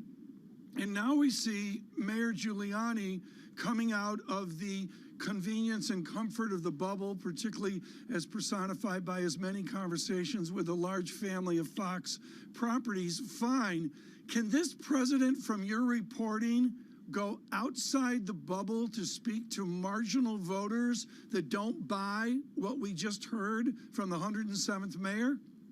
He has not ever shown interest in doing that. And part of the collision course of this election has been the president and people around him coming out of their sort of Fox News orbit and, engaging with other media. And it often ends up like this. And we saw it with that town hall that ABC ran, 3 weeks ago, George Stephanopoulos. And Trump got a lot of questions from people on handling the virus, downplaying the virus, things that people around him have declined to raise with him, right? And so it was sort of a bubble popping a little bit for him. Now, the president continues to believe that there is a silent majority out there backing him, but I mean, poll after poll after poll don't show it. In particular, it looks like he's about to get clobbered among women voters. We're talking by 20 points. There's a poll that showed over 30 points gap among women voters yesterday. So,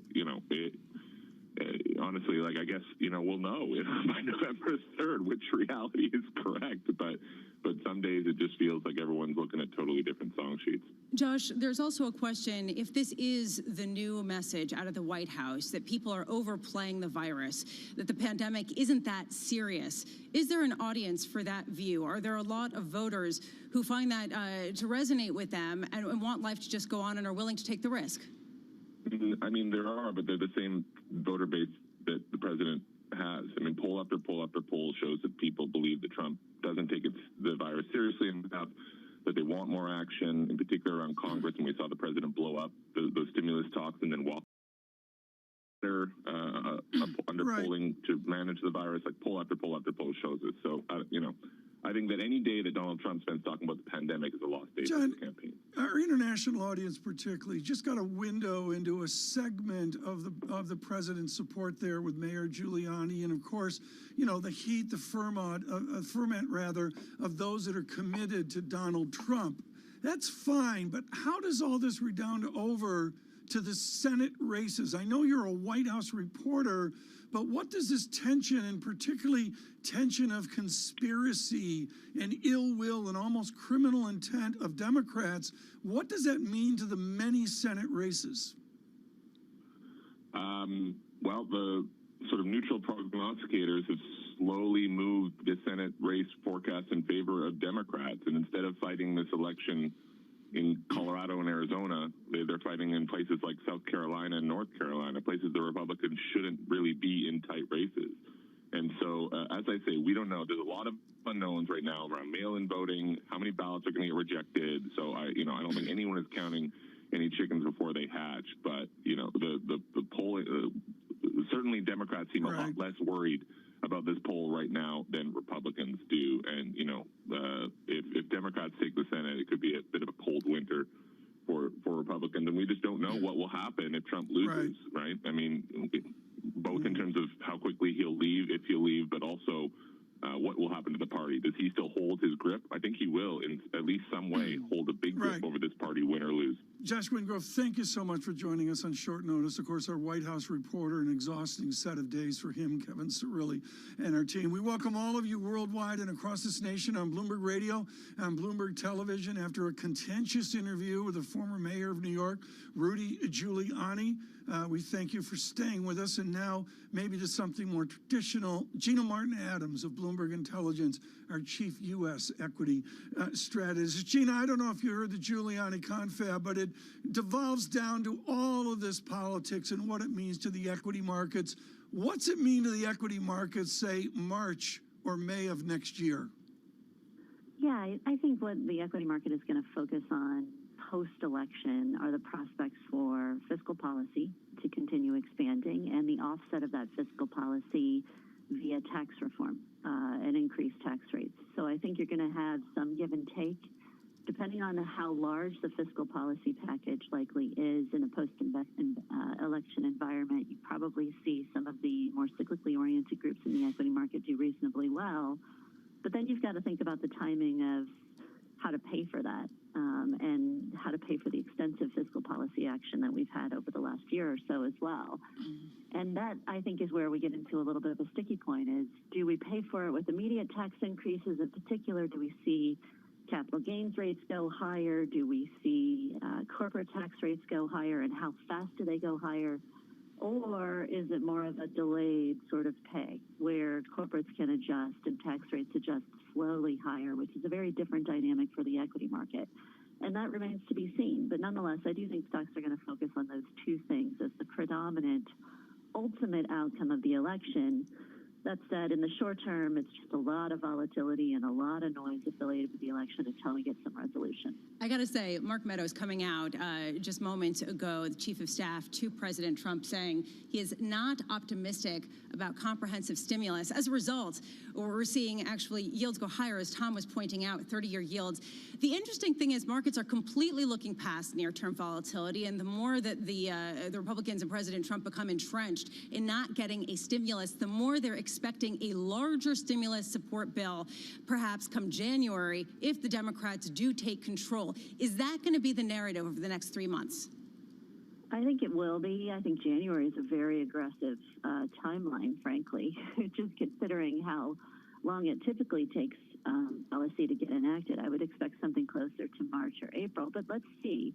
But I do think that it is going to be the narrative to expect persistent volatility until we get some outlook of the outcome from the election. But ultimately, if you think about how stocks should trade, we should be trading on the outlook for earnings growth over the next 12 to 24 months. over the next 12 to 24 months, it seems quite likely that we will see some form of fiscal policy enacted. Now, there's a lot of uncertainty in the short term with respect to the election, and that probably means we won't get a ton of risk-taking. And we won't get a ton of accounts putting on, highly cyclical trades in the equity market in anticipation of growth because it's so much uncertainty in the short run, and you certainly still see that in the volatility contract. But over the 12 to 24 month period, we should see economic growth improve and fiscal policy likely swoop in with some form of stimulus, and that should help the earnings outlook. Gina, I'm struck by also this idea that should there be volatility, the Federal Reserve will step in. That seems to be the idea that if there is not a fiscal support package passed by Washington, D.C. in the next couple of weeks, some expecting the Federal Reserve to come out and announce additional quantitative easing. Why wouldn't this recipe just be all good for risk, given the fact that it would mean more monetary support now and then even more fiscal support later, leading to just a rip-roaring rally heading into year-end? Yeah. It is all good for risk. The problem is, in the short term, there is a tremendous amount of uncertainty with respect to the transition of political power if we do see a change in hands of the administration come November 3rd. And as a result, there's not a tremendous amount of short-term tolerance for risk just over the next month. That doesn't mean that policymakers aren't going to provide the support necessary after that point in time. And I do think that investors are looking at that opportunity, but they're watching the bond market really carefully as a signal as well. And the bond market is very meaningful for driving outcomes in the equity market. If you have a consistent sell-off in the bond market and yields going higher, that is consequential for equity market valuations as well. So I do think there's a little bit of nervousness out there in the short term, offset by hope and optimism for the long-term improvement in growth. Gina, I'm going to ask a conventional question here, which seems so odd in the tumult of the times. But Ben Laidler mentioned it in London today, which is the mystery of revenue guessing and earnings guessing as well. What's the tone of Bloomberg Intelligence right now? Are we guessing better revenues than expectations? Are we guessing better earnings than expectations? Which way does that cut? Yeah, actually, all the way back in May, we started putting together kind of an outlook for the most likely earnings and revenue outcomes and compared our broad equity analyst expectations to the consensus expectations and found that we were somewhat more optimistic than the consensus, and that still stands as of today. Looking into 2021, I think one of the most underappreciated sort of aspects of this is you don't have to do much to do better than 2020. Without a doubt, we are going to see earnings recovery in 2021. We are going to see sales recovery in 2021 relative to the first half of 2020, simply because the economy is operating. Recall, 6 months ago, we weren't even in an operational economy. We were completely shut down. So the difference is that we are operating. We're not operating at 100%, but even operating at a 50% economy puts us in much better stead from a sales and earnings growth perspective. We get a tremendous amount of skepticism. I hear this every day from clients saying, look, you can't get a double-digit earnings growth recovery because you can't, you're not going to see an economic recovery. But the reality is, we are in economic recovery simply because we have an economy that's somewhat functional. And that result of that is we're going to see likely high single-digit sales growth, and we're going to see double-digit earnings growth at least through the first half of 2021, as long as we don't shut down again. Gina Martin Adams, thank you so much. Greatly appreciate that on the equity markets here in a day of tumult, and of course all crescendoing towards Kevin Cirilli in Salt Lake City in this really unique debate tonight, separated by plexiglass, two vice presidential candidates with candidates of 74 and 77 out front leading their tickets. Lisa Abramowitz, we've had a huge response to our conversation and the monologue of the former mayor of New York. Lisa, I say this with immense respect to the fabric of the Abramowitz family growing up. I think you've lived in all 5 boroughs at one point. But Lisa, I'm looking at the Rudy Giuliani I know that saved New York from law and order and crime and the terrible moments. John's looking from London as someone from the Great Britain. What were your thoughts on the change in this mayor that we've observed over 3 decades? a big change. I'll just say delicately, a large change. There has been a transformation. My question is, how can we have a conversation if we don't even listen to each other? And Tom, this is the ultimate question here. If you have all the health experts saying that this pandemic is serious, that it has a substantially higher mortality rate than the average flu, that especially older individuals are incredibly susceptible to that and don't get the same kind of health care that the president gets. How can we have a conversation if someone just says, I don't buy it? Right? And I think that that's part of the issue. And yet, you know, there is a question, how is this going to read to voters? And Tom, that will be the question tonight. How does Mike Pence calibrate this message with a very different attitude than either Rudy Giuliani or President Trump? And with the tweets that we're seeing right now, and there's been a host of tweets from the president, of the many tweets here, and he's going back and forth with many, including links to different TV programs he has an affinity with. I'm just going to go to an all caps headline. I'm not going to editorialize this, but this is the moment we're in, particularly for our international audience. The President of the United States. Dems want to shut your churches down, comma, permanently, period. Hope you see what is happening, period. Vote now, exclamation point. In the moment, one of the tweets this morning from the President of the United States. We thank all of you for watching. It's really been an extraordinary set of hours here, and we move forward through the day. Please stay with us on Bloomberg Television and Bloomberg Radio as well. Good morning. This is Bloomberg.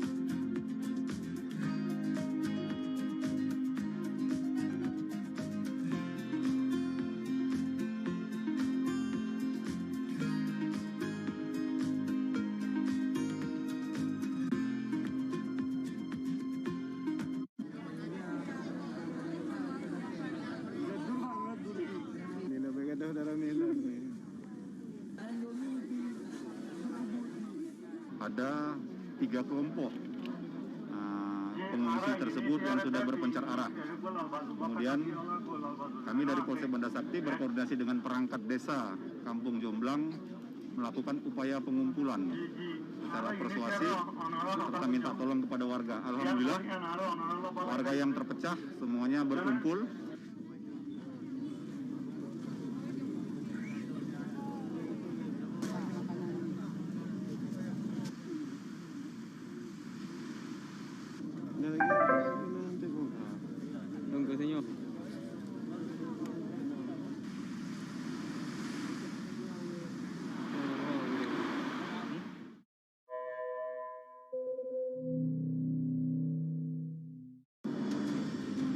When opportunity knocks at the door, don't say, blimey, I've still got my pajamas on. Say yes to stuff and it will take you interesting places. We're clearly going through some very unusual times and, you know, enormous difficulties getting groups of people to agree on things. From Bloomberg's European headquarters in the City of London, join us on Leaders with Lacroix.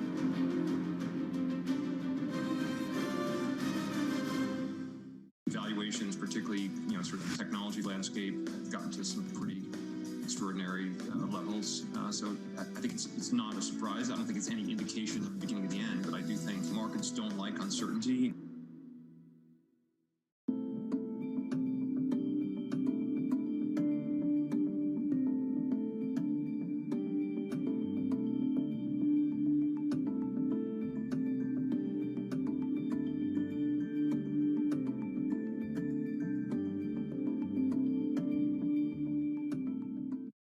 market that over the past few weeks has made it clear it wants to go higher. It got a little spooked by the idea that geopolitical tensions are rising.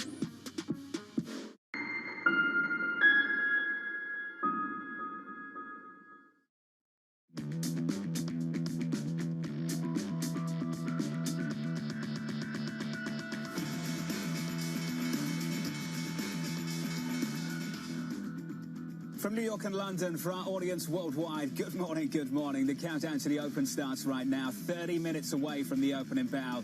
All markets, I promise you. Equity futures up 27. We advance 0.8%. We begin with the big issue. Stimulus talks breaking down in Washington, D.C. The president tweeting he is instructing his team to stop negotiating with Speaker Pelosi, suggesting she isn't negotiating in good faith. This after Chairman Spouse spent the day pushing for Congress to act. There is likely to be a need for further support, targeted and sustained policy support. Too little support would lead to a weak recovery. The outlook remains highly uncertain. The risks of policy intervention are still asymmetric. The risks of overdoing it seem, for now, to be smaller. According to President Trump, he agrees, offering a standalone bill for stimulus checks that will go out immediately, an offer that was in the Senate GOP skinny bill a month ago. Many of you are confused, I am too. The Washington Post reporting that on a call yesterday with President Trump, Senate Majority Leader Mitch McConnell suggested that Pelosi, quote, was stringing him along and no deal she cut with Mnuchin would command broad GOP support to pass in the Senate. It's becoming clearer that the biggest gap in talks wasn't between Mnuchin and Pelosi, but arguably between Mnuchin and McConnell. Welcome to Square One. We never really left. Let's bring in Kevin Cirilli, Bloomberg Chief Washington correspondent, joining us from Salt Lake City, where we will have some vice presidential debate a little bit later. Kevin, the fiscal talks front and center for this market. What happened in the last 24 hours? New developments just within this last hour as Mark Meadows, the president's chief of staff, saying on Fox Business that reportedly they are now looking at standalone bills that he has spoken with Treasury Secretary Steven Mnuchin as it relates to standalone piecemeal bills. However, that is a non-starter with Democrats. That is a non-starter with Speaker Pelosi. And President Trump, within the last day, going on or posting rather several tweets as it relates to fiscal stimulus talks and backing away from a deal, saying that it's not going to be until after the November 3rd elections until there is a deal to be had on fiscal stimulus. Now, from an investor standpoint, what this means is that there is still going to be stimulus. It's just not going to happen before the election. Got a little glimpse, Kevin, of the preparation for debates with the former mayor of New York City, Rudy Giuliani, a little bit earlier. Very competitive. I'm just wondering, Kevin, tonight, if you expect it to look anything like what we saw a week ago. I don't anticipate that this will be like what we saw in Ohio. I talked to several sources now on the president's reelection campaign, as well as on Joe Biden's presidential campaign. And what they said is that they are looking forward to having a more substantial debate. This is a deeply conservative state, one where Vice President Mike Pence is sure to have a political ideological home. We should note that his task is to, one, defend the coronavirus response from the administration. He was a leader in that. And two, to also shore up some of the president's base who is a bit concerned about the president's fiery rhetoric. For Senator Kamala Harris, this is a national reintroduction of sorts, someone who is likely going to be at least one of the major leaders within the Democratic Party for years to come. She also has to clear the commander-in-chief hurdle. Any vice presidential candidate has to pass that heartbeat away from the president test. And with health at the forefront of this race, that is something that she is going to have to speak to as well. Kevin, thank you, sir. Great to catch up. 27 minutes away from the opening bell. Equity futures up 25, up 0.75% on the S&P 500. PIMCO's Joachim Fowles expecting a cyclical recovery with some economic scarring. He goes on to say the following: the first half of our secular horizon is likely to be characterized by the long climb to recovery with above-trend growth for a couple of years as the global economy emerges from the deep hole of the COVID recession. On this report, right here first on Bloomberg, I'm pleased to say that Joachim Fowles joins us right now. Joachim, always lucky to catch up with you, sir. Let's just talk about the outlook here and how you plug in what you expect around fiscal in the United States of America in the coming year. Yeah, so hi, John. Thanks for having me first. Fiscal is obviously key. And I think the events overnight are a good reminder that fiscal is not a given. I think there's a view out there in the market that whatever happens, we will get massive additional fiscal support. And that may well be the baseline. So after the election, depending on the outcomes, we will probably get more fiscal support. But again, it's not a given. There are political constellations where that may not happen. And so I think that poses significant risks over the not only the near term, but also the medium and longer term outlook. Fiscal policymakers went all in this year, supported by central banks. Again, many people in the market expect that this is, the new world and that this will continue forever. But there is a significant risk that we end up again with either political gridlock or that the austerity cult makes a comeback, either in the US or in Europe. And so there is not only upside risk to growth and inflation, there are also downside risks that I think markets have not fully factored in at this stage. So we can get to the markets in just a moment, but just talk to me about how difficult it is to have a projection at PIMCO, to put together some kind of forecast. Do you just have a band now, or do you actually have a forecast?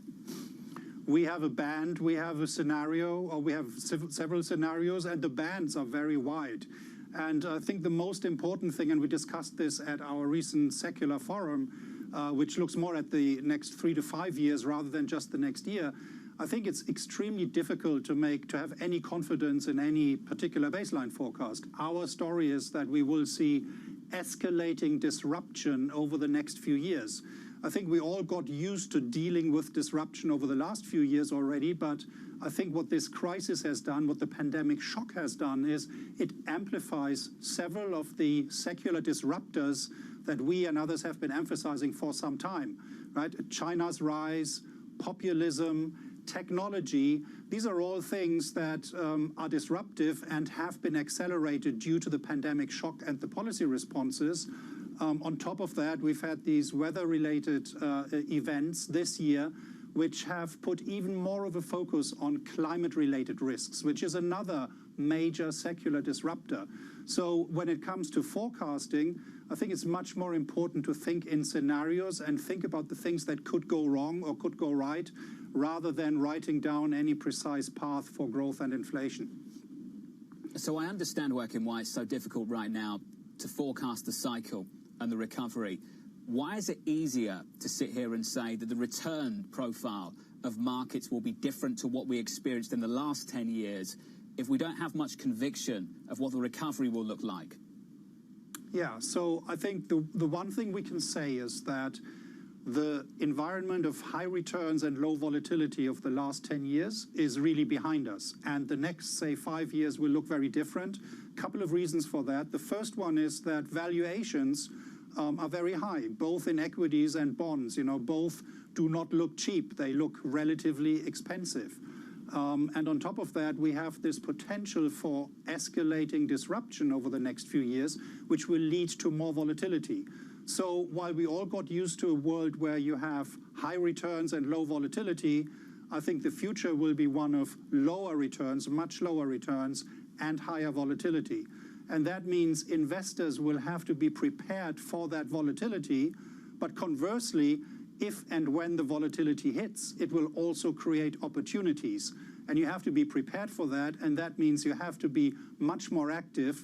Just buy and hold, which was maybe the right strategy for the last 10 years, is not the right strategy in this very different world. So an argument for active management, not a surprise to hear that from someone over at PIMCO right now, Joachim. You'll let that joke just go to one side just for a moment. One thing in this report is on QE. And I think most people assume that QE, low rates and loose monetary policy, can keep financial conditions loose and generate excess returns in markets too. As you've pointed out, the experience of Europe and Japan says otherwise. Do you think that lesson applies to what we could experience here in the United States? Yes, I think it does. So low yields, QE, are no guarantee for a massive outperformance of risk assets. We've learned that in Japan. We've learned that in Europe. The question is, why are yields low? If yields are low because the economy is not doing well, then that's not a great environment for risk assets. And so looking ahead, the thing we worry about is that the secular rise in the share of profits in GDP, so the outperformance of earnings over GDP growth, which was the story of the last 20, 30 years, that is coming to an end. And the reason is that, well, the profit share has risen very high already. We are seeing deglobalization. There is a possibility of re-regulation for important sectors of the economy. Taxes for corporates may go up. And generally, there is this trend away from a focus on shareholder value to stakeholder value, right? So this is happening within corporations, and all of that means that the high earnings growth of the last 20, 30 years is not guaranteed for the future. So if that is the case, well, then we could move into an environment where, yes, bond yields are very low, the returns in fixed income are very low, but you're also not getting the outperformance in equities that we all got used to over the last 10, 20 years. Joachim, some huge challenges in the years ahead, and really enjoyed the read, the secular outlook out just now, and worth getting your teeth into. Joachim Faust there on the latest from PIMCO. Want to head to the market desk now and get you some movers. Futures up 27. Here are the stocks to look at ahead of the opening bell. Here's Abigail. Hi, John. Well, we are seeing a really nice bounce back for mega cap tech stocks, which had been under pressure yesterday, even prior to President Trump's tweet around ending stimulus negotiations with the Democrats. And a piece of that pressure on the day was news that came out after the bell, the fact that a House panel is recommending the breakup of some of the big tech companies. But today we have Apple, Amazon, and other tech stocks nicely higher, really recovering from that sell-off. NVIDIA, the chip maker, one of the big high flyers this year, up more than 130% right now, set for big gains, up 8 of the last 9 days over that time period, adding 13%. And then we have another day of rally, or yesterday we actually did not, but today we do have, at this point, John, the big banks recovering. JP Morgan actually just about flat there. Let's see whether or not those rising yields and risk on the banks a little bit more as the day progresses, John. Abigail, thank you. Great to catch up. As always, Abigail sticking with us going into the opening bell. Coming up on this program, vice presidential candidates preparing to square off in Salt Lake City. That conversation coming up next with the RBA founder and CEO, Richard Bernstein. Next, right here on Bloomberg.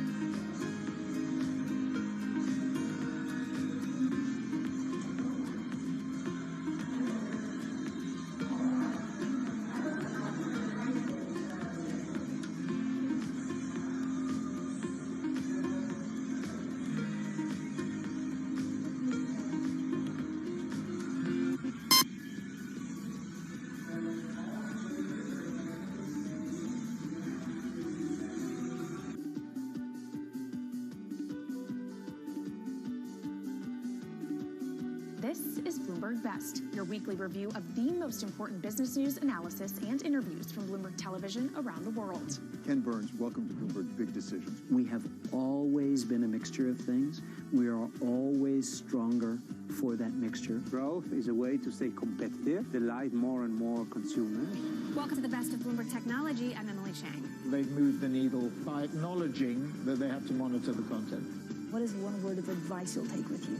Learn how to listen. And that is certainly something that has served me well. Ankiti, where do you go from here? It's a huge market. It's a huge opportunity. I want to go 100x from here. Our philosophy is to partner where we can and stand apart when we should. Live coverage of the Vice Presidential Debate. That starts on Wednesday night at 8:30 p.m. Eastern Time on Bloomberg Television and Radio.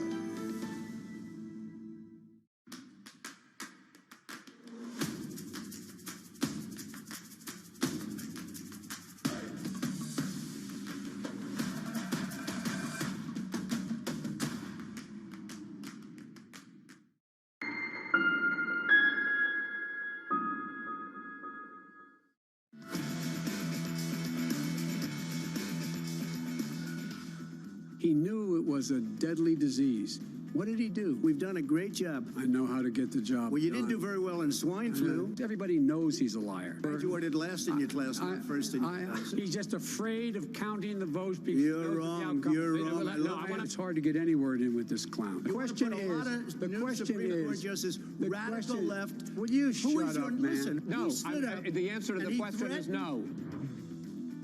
The presidential debate offering plenty of drama, little on policy. The attention now turning to the vice presidential candidates squaring off in their first and only debate tonight in Salt Lake City. The event taking on far greater significance with the president facing his largest deficit in the polls and just 27 days remaining until the election. Looking at where the money's going and where the polls are is Bloomberg's Scarlett Fu. Hey, Scarlett. Hi, John. Well, this might be a tall order, but if you're looking for some more substance in tonight's vice presidential debate, look at health care because, of course, Vice President Mike Pence chaired the White House's COVID panel, and Kamala Harris probably sees that as an easy target. But really, the focus is all on stimulus, when it's coming, the form that it takes, and the prospect for it. And President Trump's announcement yesterday that he was suspending all negotiations between the two sides flipped the switch to risk off across asset classes. When you look at futures this morning, they've steadily made recovery starting last night after a flurry of tweets on specific handouts to airlines and to small businesses. So this piecemeal approach has at least halted the sell-off for now. As for how analysts are gaming out the election, with Biden now leading in the polls firmly, UBS says a blue wave would mean more fiscal spending. Yes, Democrats would probably want to raise corporate taxes, but stronger stimulus would offset that, basically resulting in a neutral impact on markets. Barclays actually takes it a step further, saying that a Democratic sweep would lead to stimulus that would more than overshadow and offset their policy agenda. So in the short term, that would be risk on. Most scenarios out there do not favor the U.S. dollar. Kit Jukes over at SocGen told Surveillance on Monday that the U.S. seems to be refocusing away from equity and tech-friendly policies to measures that are more household-friendly. So that would lead to more deficit spending, which would be dollar negative. Goldman says a Democratic sweep would accelerate dollar weakness, while a Trump re-election would support the currency. And looking at gold, it's been left meandering here. The focus on some kind of stimulus deal earlier in the month had fueled reflation hopes. Higher inflation, of course, would favor gold. Retail interest, we know, in gold has been intense. Gold ETF holdings have been climbing to a record, as that white line indicates, but the price of gold has been really held hostage to the state of stimulus talks, which right now have degenerated into nothing. John? Scarlett, thank you. As we count you down to the opening bell, snapshot of the price action just quickly. Equity futures advanced at about 0.75%. The 10-year yield higher, up 4 basis points to 0.7718%. We've talked about that asymmetric risk around the Treasury market. The good news generating a greater sell-off in Treasuries. The bad news not getting that huge rally that you might expect in previous years, particularly over the last couple of months. The other story I want to get to briefly, and I know traditionally this show is a Brexit-free zone, but let's take a look at sterling just very quickly. Headline crossing at Bloomberg, the UK planning to quit Brexit trade talks if no deal is seen by October 15th. We're reporting that right here at Bloomberg. This following a report suggesting that the European side would ignore that October 15th deadline. So the UK want to recognise it, and the EU may well ignore it. Confused by Brexit, I'm sure all of you are. Cable lower, sterling against the US dollar, 128.67, are down about 0.1%. That's your Brexit load for now. Guy Johnson, far better at it than I am. He'll pick up that story in about 40 minutes' time. Here's the story for your portfolio looking ahead. RBA's Richard Bernstein weighing in on the impact of COVID on the markets. Despite political rhetoric, the risk from the disease remains real. If more people get sick, more people don't go to work and more businesses close. It's pretty simple. The only way, the only certainty, as we head towards 2021 is continued uncertainty. Lucky to have Richard join us right now. Richard, fantastic to get you with us on the program. It's such a huge challenge, a world of uncertainty, let's call it radical uncertainty, and I think the challenge of the moment is a better understanding of how to construct a portfolio for what you're expecting to come in a coming year. Richard, help us do that. Yeah, so Jonathan, we are at RBA, we are really looking at a balanced portfolio right now between traditional defensive shares, things like consumer staples and healthcare. But then on the other side, we have things like energy, industrials, transportation stocks, material stocks, things like that. And I think, you know, you have Uber bulls and Uber bears right now. And of course, somebody's going to end up being right. But I think the question that a portfolio manager has to ask, is that a prudent way to manage money for clients? Do you really want to make a guess on the outcome here? What we've tried to do is have this balanced approach and adjust the balance as the fundamental data continues to improve. And if it improves more, then we'll become more cyclical. If it deteriorates, then you become more defensive. So this year, Richard, a balanced portfolio, a diversified portfolio, the traditional 60-40 mix, has actually done pretty decently. The bonds portion did tremendously well. I think the long-term ETF, the long treasury ETF, TLT, returning about 20% the last time I looked a couple of days ago. And yet exactly now is the moment when people start to question the 40 portion, the bond roll in a portfolio, and the traditional way we'd look at putting one together. Richard, what has changed for you? Well, I think for us, first of all, I don't want to mislead people and make people think that we were out there in the 10-year and 30-year bond, because we weren't. We didn't have enough duration on our fixed income side, to be perfectly honest. But I think the thing that's reasonably encouraging right now, if you're a fixed income investor, is the steepening of the yield curve. I think that is a very traditional sign that people want to watch. And the steeper that it gets, the better the outlook for the nominal economy. And I think that recently it has started to steepen again. The 10-year has been selling off a little bit. And I think people should be encouraged by that. And I think that's a critical tool for the banking sector. It's a critical tool for lending. It's a critical tool for risk premia. All these type of things are going to filter their way into economy. Honestly, Jonathan, I have to tell you, I've been very confused by the Fed's actions, because the Fed has been flattening the curve when history says that what you want is a steeper curve to encourage private sector lending. That's not what they're doing, and you're seeing the commercial bank stocks lag as a result. Loretta Mester of the Cleveland Fed earlier this week, Richard, suggesting that they could do what they did last time around and maybe move some of the buying to the longer end of the curve. This speaks to what you're saying, Richard. Can you build on why you think that is a mistake? Yeah, look, the Fed is not supposed to be the economy. The Fed is supposed to be the backstop to the economy, the oil of the engine, you know, any kind of metaphor you want to use there. That's what the Fed's supposed to do. And what the Fed is actually doing is disintermediating the traditional banking sector. They're gaining market share away from the traditional banking sector by going out and buying bonds at the long end of the curve. To me, this is very, very confusing. They clearly think that the absolute interest rate is more important than the slope of the curve. But when history shows very clearly it's the slope of the curve that stimulates lending and stimulates that grease in the economy, I don't understand why they're flattening the curve. It just makes no sense. So, Richard, a final question from me. I don't want to suggest that anything is uninvestable, but from your perspective, looking at your risk-on, risk-off barbell that I've been looking at right now, you went through your overweights and the particular sectors you would put in that. I'm trying to understand where banks fit in, given your concerns in the bond market. Right. So you know, there's two things I didn't talk about there, Jonathan. One was banks, one was technology, and they're almost the opposite ends of the spectrum. If you think that banks are going to work, you don't want to hold technology. If you think technology is going to work, you don't want to own banks. It's almost the opposite extreme on either side. Look, I think the way to answer your question is to say people should watch the performance of NASDAQ versus the Russell 2000. If NASDAQ is outperforming, that says that the market's implied forecast is extraordinarily bearish for the economy. Only a few companies can grow. If we see the Russell 2000 outperforming, it says there's a broad leadership in the market. The economy is going to be okay. I don't think most people understand that, and banks should go along with that broader leadership. So if you're in the Fab 5, those 5 or 6 technology stocks, you have to realize that your implied economic forecast is extraordinarily bearish.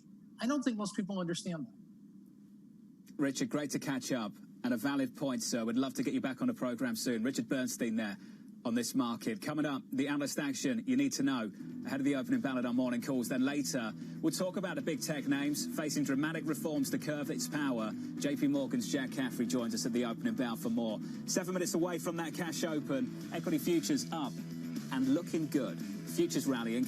This is Bloomberg.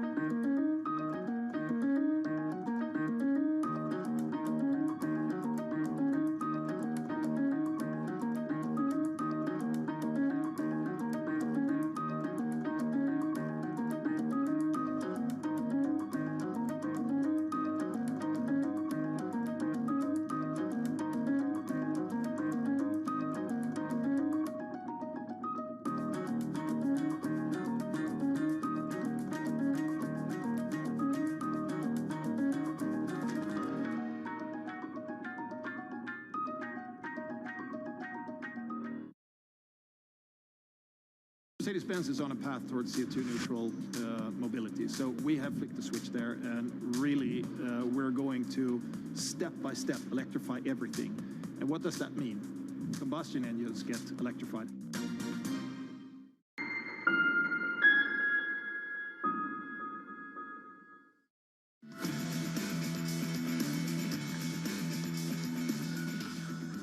Five minutes away from the opening bell. Equities up nicely for the equity bulls at least. Beautiful morning in New York. Up 28 on the S&P 500, advancing 0.8%. That's the price action. Here are the morning calls. A look at some of the analyst recommendations on Wall Street this morning. We begin first up with JP Morgan. Upgrading JetBlue by 2 notches, raising shares to overweight from underweight. The analyst citing effective cost controls and a favourable risk reward. Second call, Jefferies upgrading Workday to a buy, 260 price target. The analyst seeing multiple options to drive long-term growth and sustainable margin leverage. Your third call, your final call, from Pivotal Research, raising its Netflix price target to a street high, $6.50. The analyst expecting the company to remain the dominant global streaming player for the foreseeable future. That stock up by about 2.4% ahead of the open. Coming up, much more on big tech. A House antitrust panel seeking to rein in the giants of Silicon Valley. We'll get the view of JP Morgan's Jack Caffrey next on Bloomberg.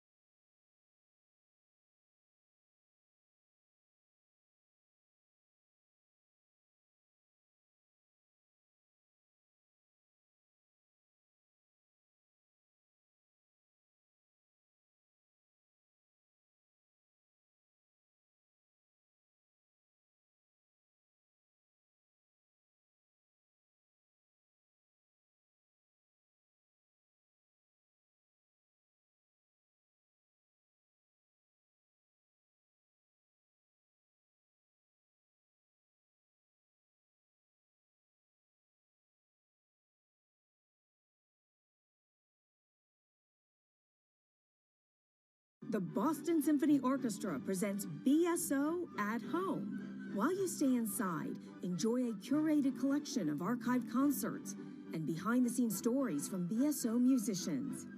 BSO Homeschool provides lessons for music lovers of all ages.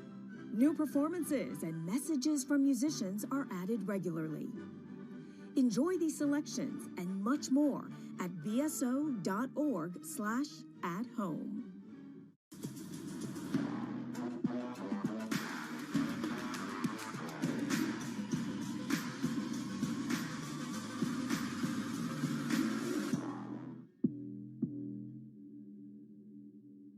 It's really a reminder, isn't it, just how sensitive the markets are to any commentary about trade. We did see some pressure on the yuan, we did see some pressure on the futures. That is now being reversed.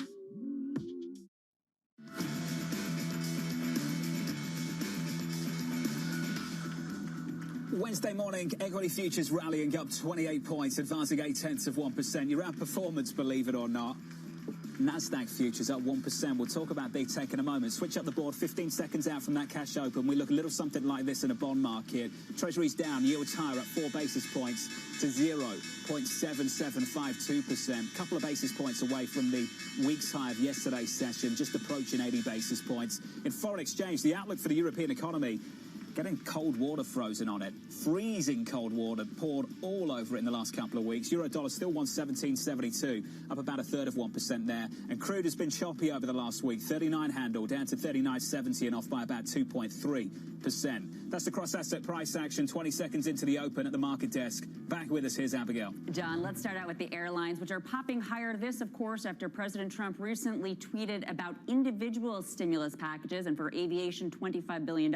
So on this, we see investors, traders hopeful, with both American Airlines, Delta, and others, in fact, trading higher. And we now have the bank sharply higher, too, up 1.5%, briefly dipping lower around 9:10 this morning on a headline about overdraft fees, quickly reversing that, trading in line higher with yields up, fitting the risk-off tone as bonds sell off. Now, another group that's doing pretty well, John, is technology, the fourth best sector group, up 1.1%. Apple, Amazon, Google, all higher. This, of course, yesterday, lots of weakness for these big tech names in anticipation of what came out after the close, or House panel calling for the breakup of big tech. We see Facebook just about flat. But the fact that you have most of these stocks higher, John, tells you that this idea is not new. We've had it floating around for a couple of years, and it's probably not happening anytime soon. Certainly not a 2020 event, with these stocks, again, popping higher on the morning. One of the best industry groups here as we trade on this Wednesday morning, John.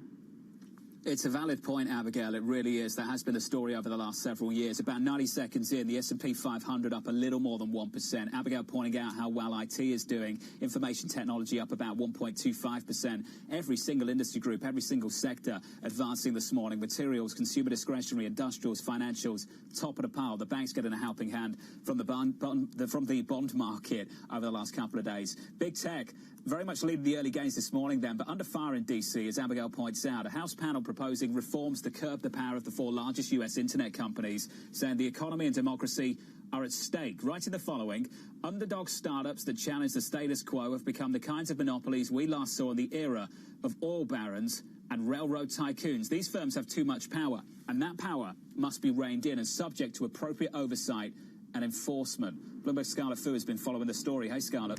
Hi, John. Yeah, 16 months, 7 hearings, and 450 pages later, the House panel is making some broad recommendations to Congress. Here's what it wants. It wants legislation that bans these companies from owning different lines of businesses, which would entail breaking them up.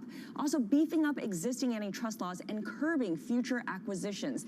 And in the same way that you can keep your phone number when switching telecom carriers, give consumers the ability to move their personal data between services and platforms.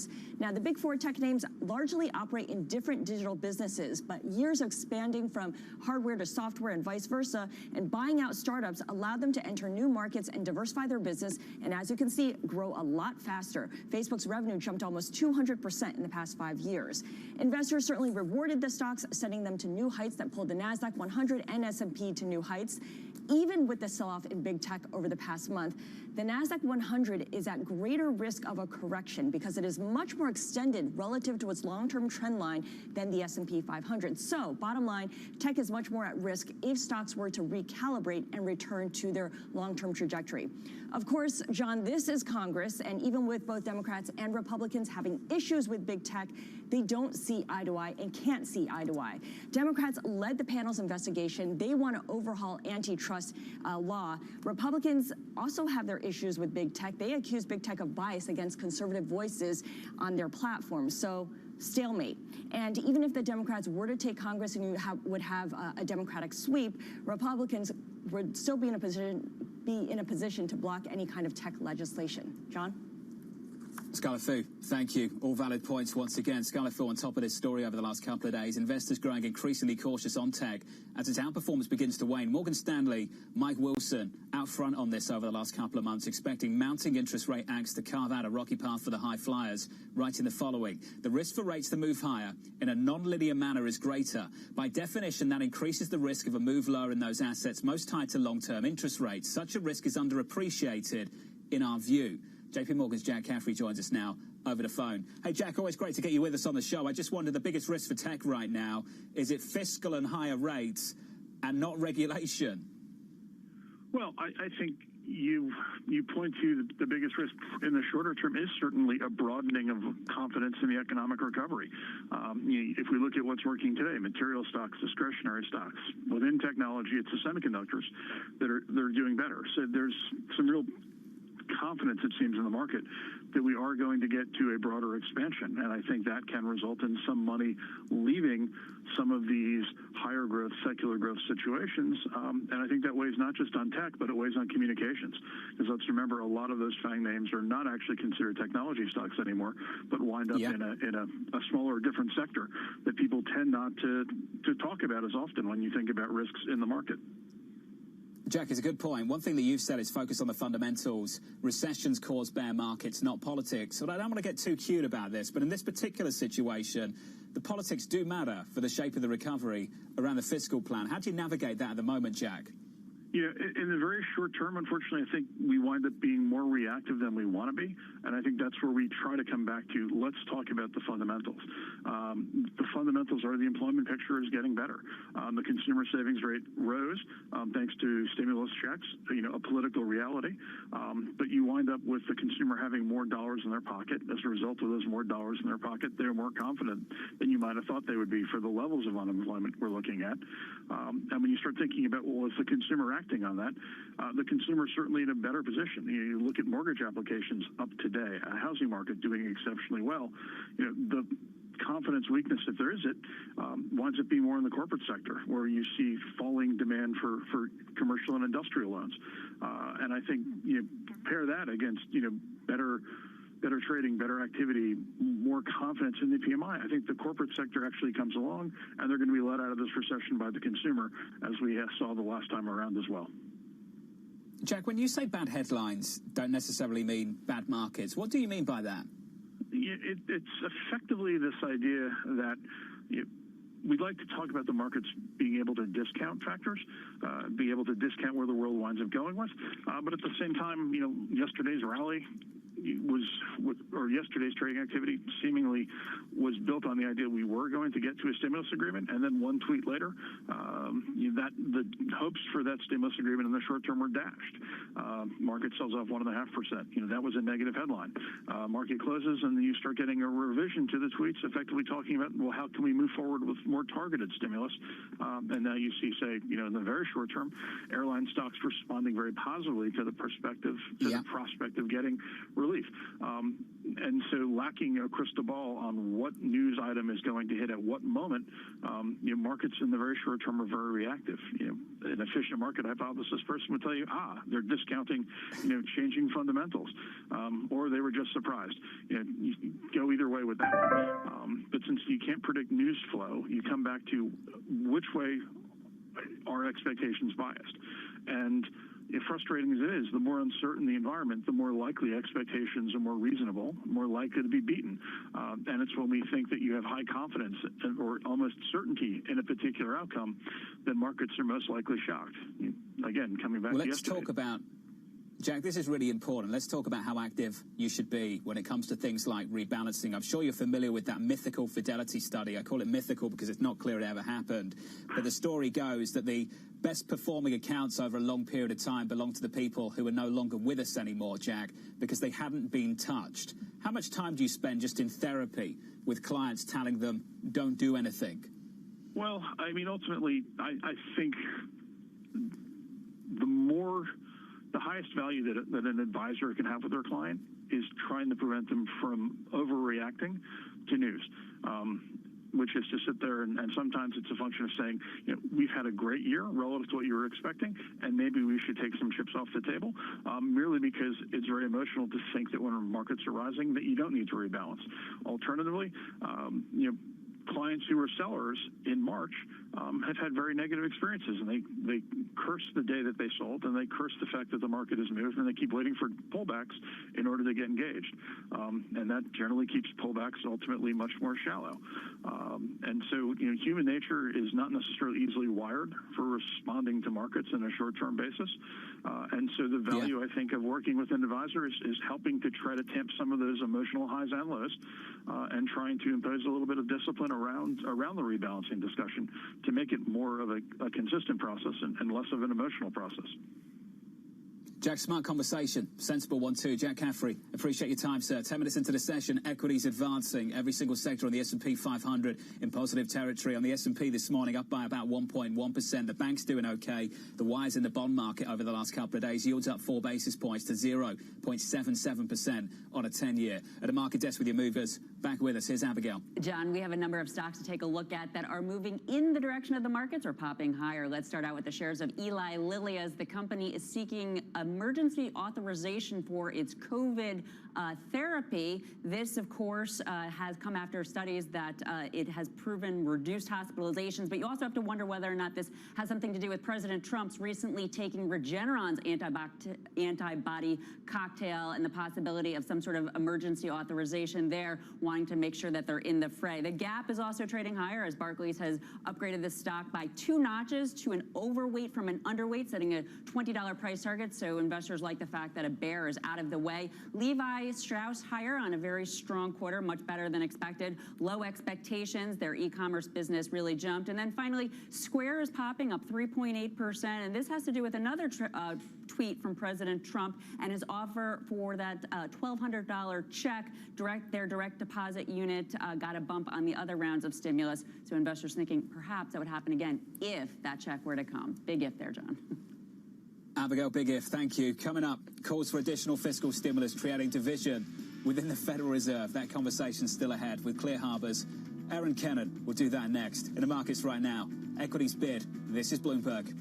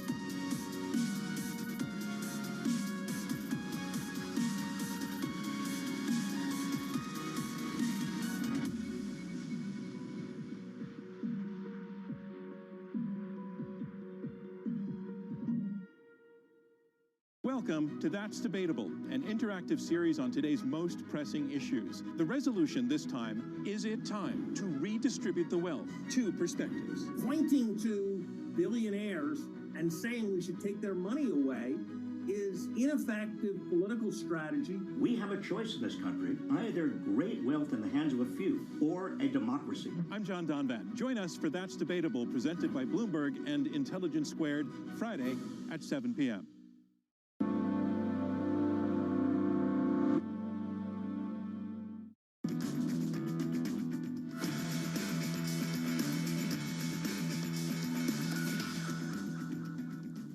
Fourteen minutes into the session, we had some weight to the S&P, up by 1.26% on the S&P 500, up by around about 1.4% on the Nasdaq. A nice rally this Wednesday morning. The session is young, but we do have a bid in the equity market. Markets looking ahead to the Fed minutes following Chairman Jay Powell's push for more fiscal stimulus. At this early stage, I would argue that the risks of policy intervention are still asymmetric. Too little support would lead to a weak recovery, creating unnecessary hardship for households and businesses. Over time, household insolvencies and business bankruptcies would rise, harming the productive capacity of the economy and holding back wage growth. By contrast, the risks of overdoing it seem, for now, to be smaller. Bloomberg's international economics and policy correspondent, Bloomberg's Michael McKee, joins us right now. Mike, the substance of the message, not new. The delivery and the boldness yesterday, I would say that was a little bit of a shift from the Fed chairman. Your take, Mike?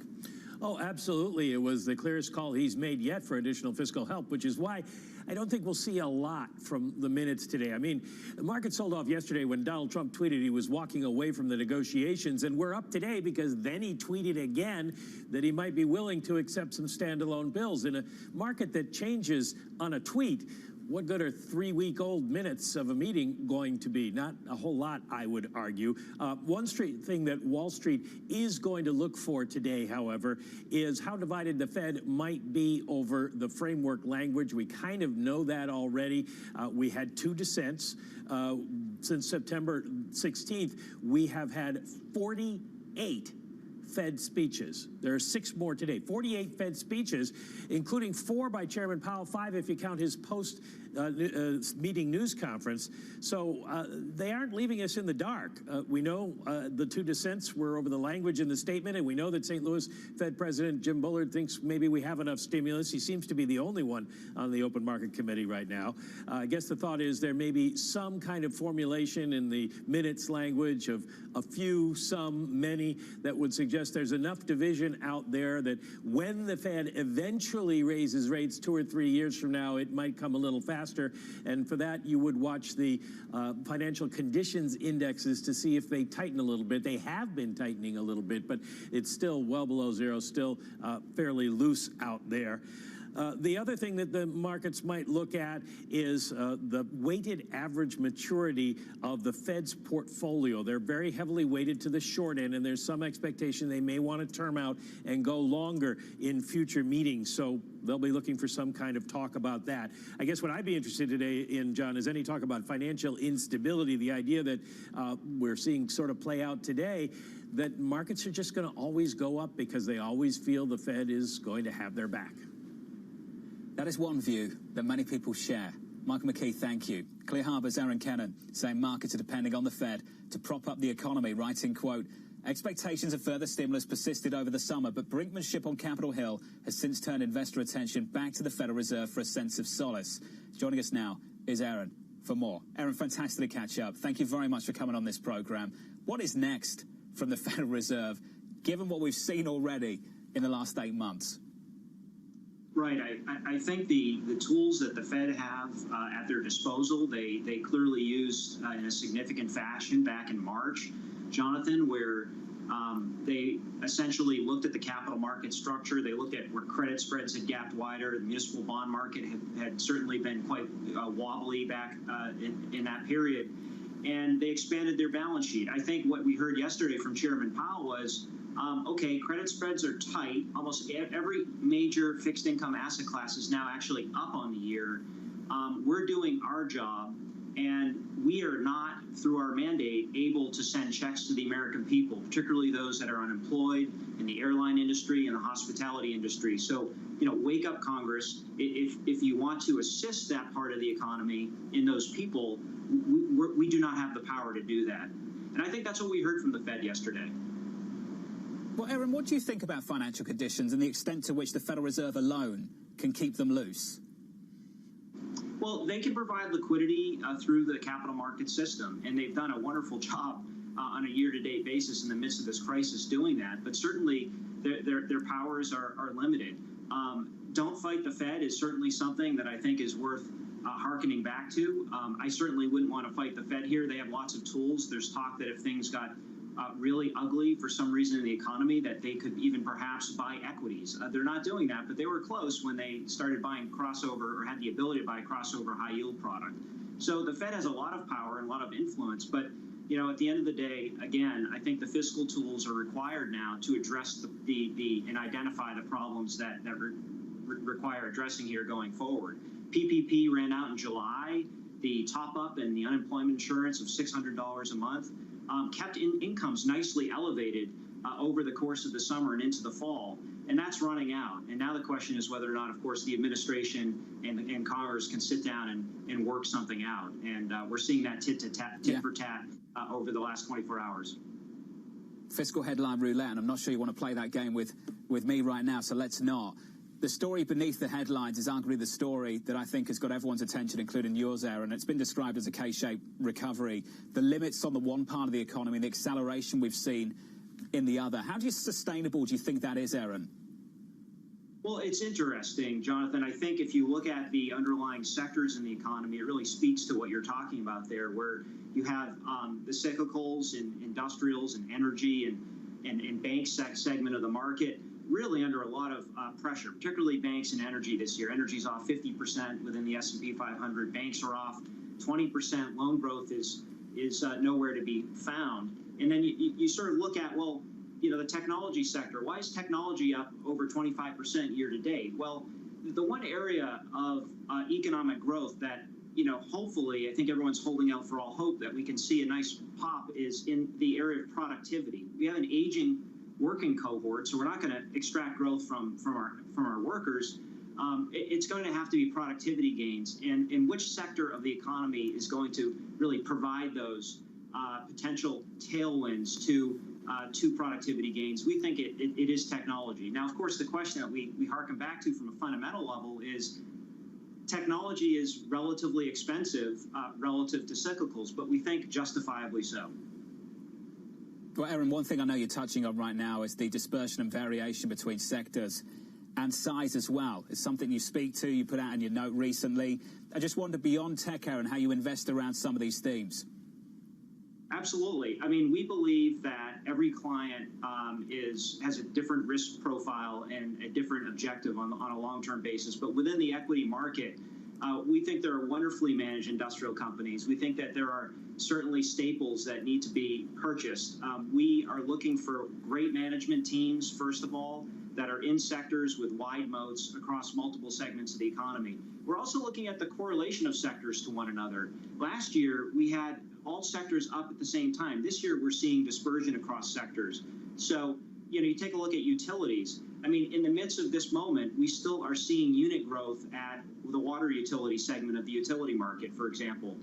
We're still seeing nice mid-single-digit return on equity within the water segment of the utility marketplace. And so in the midst of this sort of uncertain moment, we think that certainly sectors outside of technology still make sense.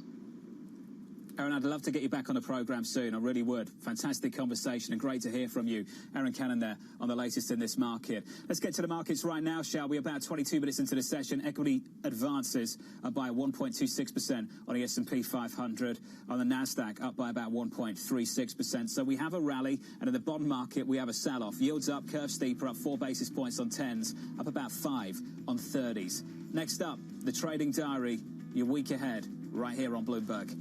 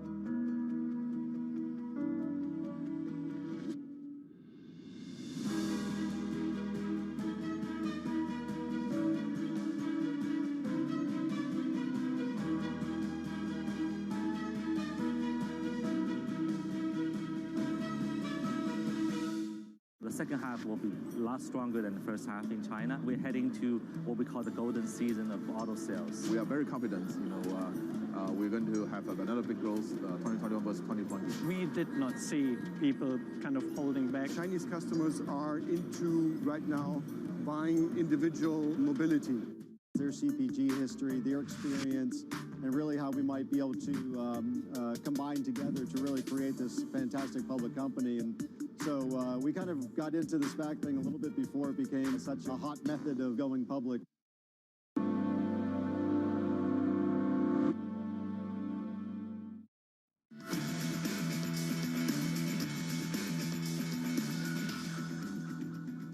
Equities bouncing back. Try and keep up with this market over the last couple of days. Fiscal talks on, fiscal talks off, fiscal stimulus plans post-election, a mini offer, a skinny deal. Been doing this for months, haven't we? The S&P 500 up by 1.3%, the Nasdaq up by 1.4% in the face of more talk about regulation down in DC. That's the equity market. Here's the trading diary, what you need to be watching through the rest of this week. We get the FOMC minutes later today at 2 p.m. Eastern, plus Fed Presidents John Williams and Charles Evans, both discussing the outlook for the U.S. economy. Later tonight, it's the vice presidential debate from Salt Lake City at 9 p.m. Finally, on Thursday, we get another round of U.S. initial jobless claims. That's your week ahead. From New York and the City of London, this was the countdown to the open. This was the open, 26 minutes in. Equities up 1.26%. The conversation continues. Catch me on Twitter at FerroTV. This is Bloomberg.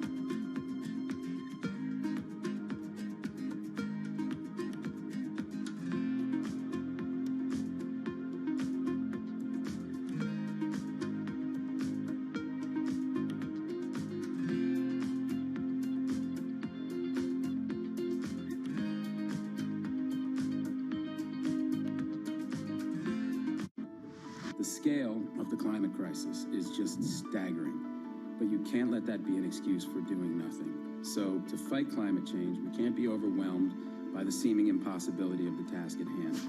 Inclusive multilateralism is about bringing more voices to the table, resulting in more ideas, more solutions, and more climate action. As a signatory to the Global Covenant of Mayors, Charlotte has joined thousands of cities and regions in a commitment to accelerate ambitious, measurable climate and energy initiatives. Local communities across our nation are stepping up in unprecedented ways to respond to the ongoing challenges of our climate crisis. We'll see what is the cost, what is the reliability, but without innovation, a lot of innovation, we won't be able to get there.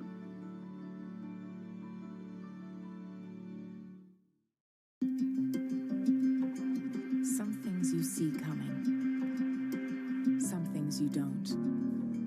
The trick is to be ready for anything.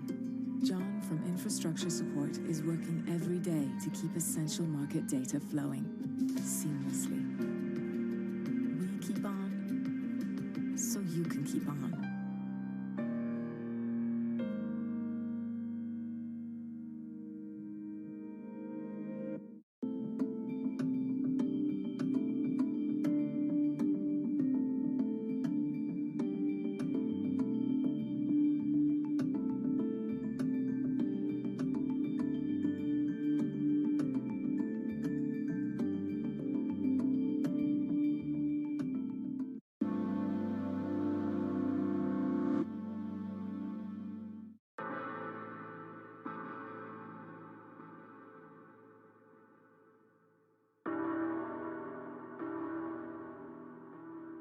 Months after Hurricane Maria, Puerto Rico is still in peril.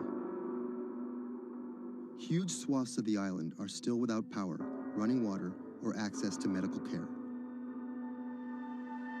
Experts estimate that it will take years before these services are restored island-wide. Much of the blame has been placed on FEMA for a slow response in comparison to recent disasters on the mainland. But recovery from a disaster of this complexity and scale has proven more challenging than anyone anticipated.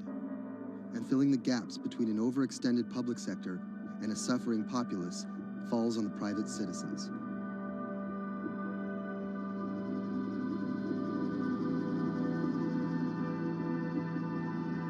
Robert Anderson is a Puerto Rico resident of 4 years. The eye of the storm came in south of El Yunque, swept up towards San Juan, and out to Arecibo. Everything on the right-hand side is what we call the dirty side of the storm. This isn't his first time in a disaster zone. With a military and telecom background, Anderson worked on repairing damaged cell phone towers in New Orleans after Hurricane Katrina. Some might be tempted to label him a disaster capitalist, seeking lucrative government contracts for his expertise. But as Anderson finds himself in the middle of a humanitarian crisis, he and his associates are developing a variety of pro bono recovery projects that target the island's hardest hit areas. I see two Puerto Ricos. We're here in San Juan. They have telecommunications restored. They may or may not have power, but basic services are in place. They're able to get food. They're able to buy things. They're surviving. And when you look outside of the San Juan area, you can go 15 minutes from here and find areas that are devastated. I'm working on the devastated side. Today, he's put together a boots-on-the-ground mission to provide medical care to some of the island's most isolated and vulnerable residents. Steve Berenbaum is one of Anderson's business associates. He offered an extra car and a set of hands. So we received an initial report from a nurse that was out in the area. We're headed to the northeast region of Utuado for some people that are in need of urgent medical assistance. Dr. Sally Priester is a physician from San Juan. She filled a van with medical supplies at her own expense and brought along a team of nurses. Google Maps estimated our first destination to be a 90-minute drive. But it didn't account for obstacles like this.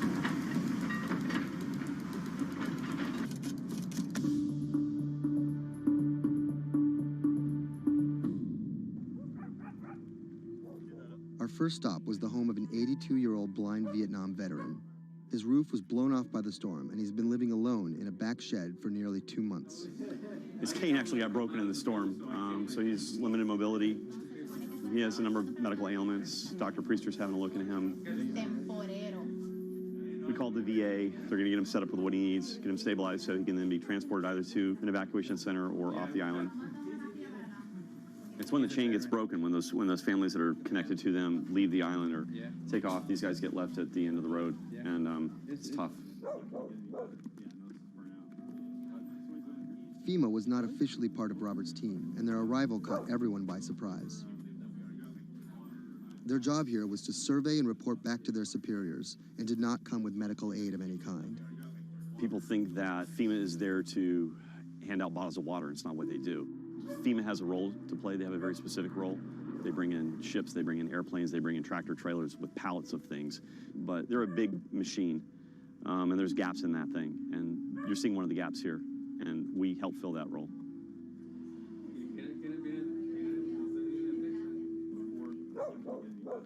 These guys are in a bad situation before, and now they're struggling for real basic things. One of the risks that you run is people going from fear to hopelessness. Those are the folks that we're trying to reach. And how are they reached? How are they even found? Word of mouth, mostly. And what's your role in all of this? Ghost in the machine. I'm lucky enough to be able to communicate with folks in FEMA, the state of Puerto Rico. For a ghost, Robert makes his presence well known. Not only was he the de facto leader of the mission, now with FEMA in tow, he created his own maps to survey storm damage. So we're right here. And delivered them to FEMA HQ free of charge. I have pretty good reach. Perhaps that's how he managed to earn himself a coveted FEMA badge without actually working for them. And it's these relationships that allow him to operate more efficiently than an NGO or a government agency. We're able to resolve problems at a different level.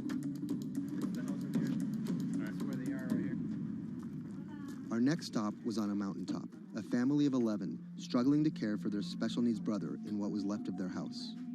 Probably we are the first health team to come and visit this family. Muy bien, todo muy bien. The patient has Down syndrome. He is all day in bed. The difficulty with this is the patient cannot be alone. The most important thing is that you need to take care of the chronic disease besides disability, because they have been not going to a doctor, and no doctor has come in here yet. So we need a refill of this medication. After maybe 54 days, it's not getting better. And the only way that you can be able to see that is coming to the ground, drive, and see the people and talk to the people.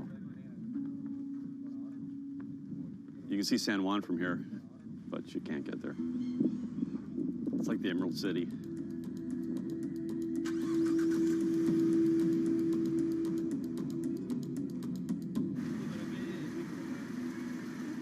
On this stop, we caught word that a man living alone at the edge of the jungle was in need of care.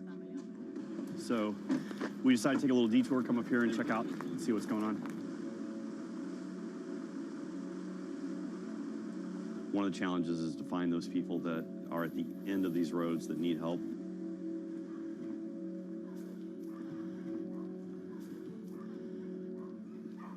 ¿Pero por qué estás solo? ¿Por qué estás por acá tan solo? I'm asking about why he's alone right here. He said things of life happens. Yeah, I'm here by myself. So ¿dónde vive acá? En la parte de...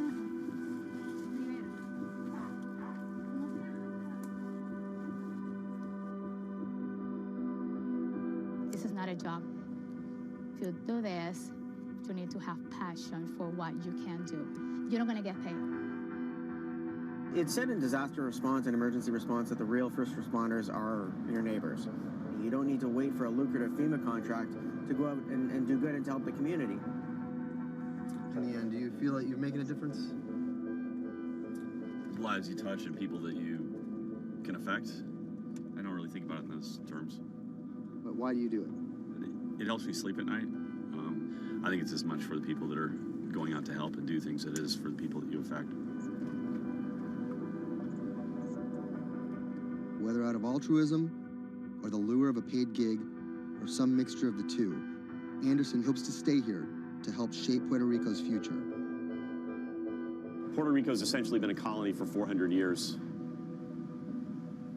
It was treated poorly by the Spanish. It was not treated well by the United States when they first got here. Puerto Rico can continue in the way that it's always been, or Puerto Rico can rebuild itself like nothing that's ever been. And we have to do everything we can to make that real. That's the bottom line.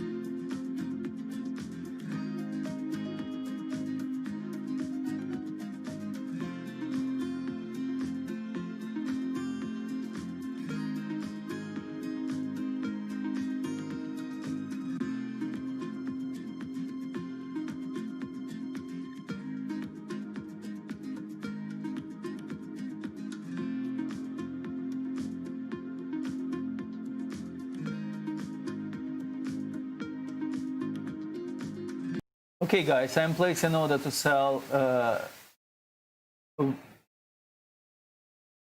British pound at 128.72.5. Yeah. Okay, it's a stop on profit. So position, yeah, short position I opened a while ago at 128.775. The order place to stop basically at 128.725.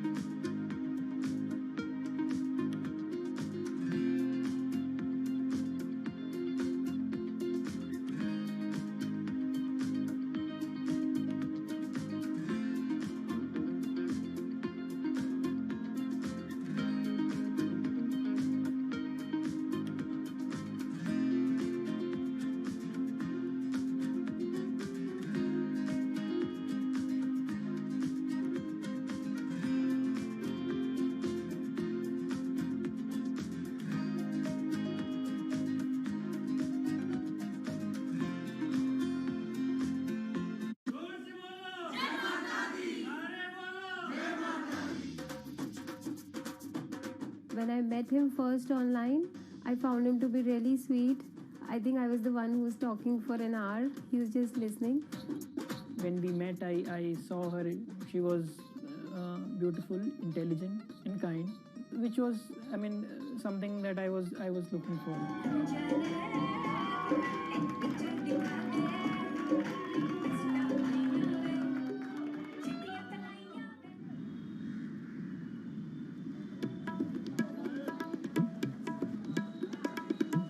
Anshu and Sumit are one of about 12 million couples that get married in India every year. Unlike their parents' generation, they're not from two close villages, but from two cities on opposite sides of the country. And their love didn't start through community matchmaking, marriage brokers, or classified ads in newspapers, but began online. So we met through jeevansati.com. So it's basically an online portal where we have detailed profile of different grooms and brides. It makes a lot of remote profiles who are located in distant areas more accessible. Thanks to growing internet and smartphone usage, matrimony websites and apps in India are starting to disrupt the matchmaking industry. More and more people are finding their partners at the click of a mouse. jeevansati.com, where Anshu and Sumit met, is one of the biggest players. Young Indians looking for love set up profiles including their caste and horoscope, but their criteria for choosing spouses appears to be changing. We have seen the shift from traditional caste community conservative parameters to something like which is more focused on education, employment. Anshu and Sumit's marriage was initiated by their parents, but modern Indian couples like them have more input than previous generations. We looked up to them to agree for the proposal, but it was primarily our decision that we wanted to be with each other. So what's the emoji like you'll use the most to send to each other? So there's a bear, which basically we use for indicating a hug. Yeah, that's our language basically. Bear icon for a hug. Time flies when you're in love, and just 1.5 months after they first met online, the couple got engaged. They decided to hold their wedding less than 3 months later. But planning a traditional Hindu wedding on such short notice is no easy task. The massive event usually lasts 3 days, has various ceremonies and celebrations, and involves the entire two families and hundreds of guests. Luckily, there are websites and apps for that. We searched online, we got in touch with Wedding Brigade, and they helped us finalize the venue. And it makes the search faster and efficient. Startups like the Wedding Brigade are challenging traditional wedding planners in this $50 billion industry. It provides various services from booking banquet venues to buying wedding gowns. The website makes money by charging commission from vendors. People don't want to be limited to what is available around them. They want to know the entire range of options available before making a decision. And now it's easy to find almost everything on one portal.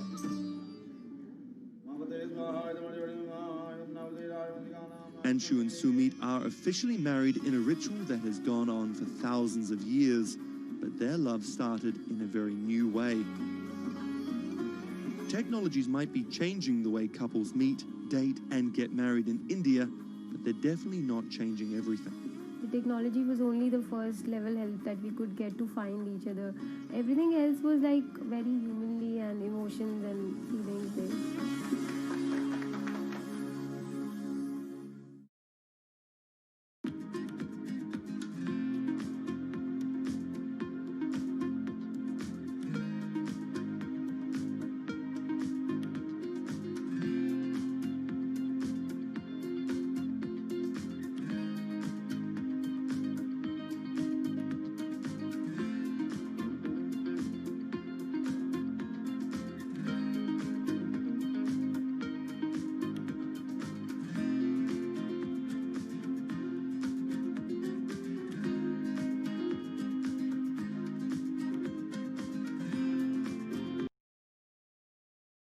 I close position on British pound at 128.72.5. Have 500 pounds in profit.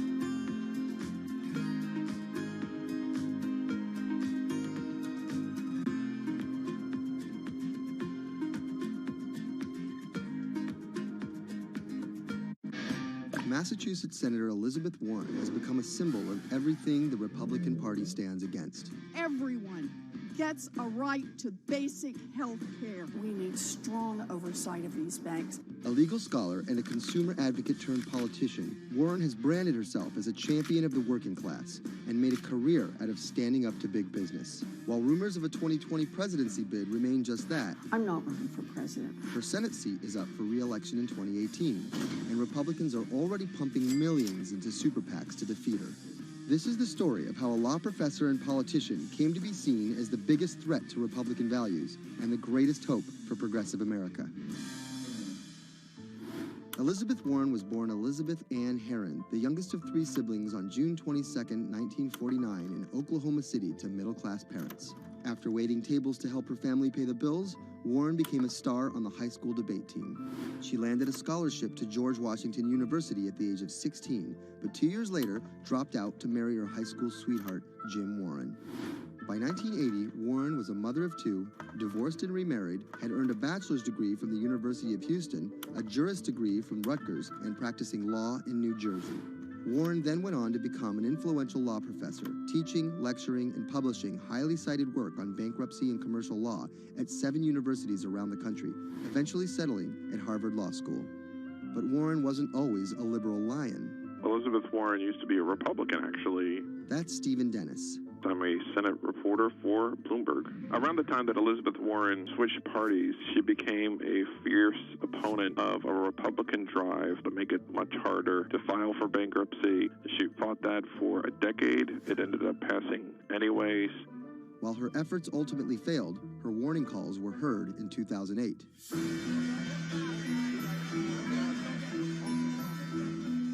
We're in the midst of a serious financial crisis. Our entire economy is in danger, and without immediate action by Congress, America could slip into a financial panic, and a distressing scenario would unfold.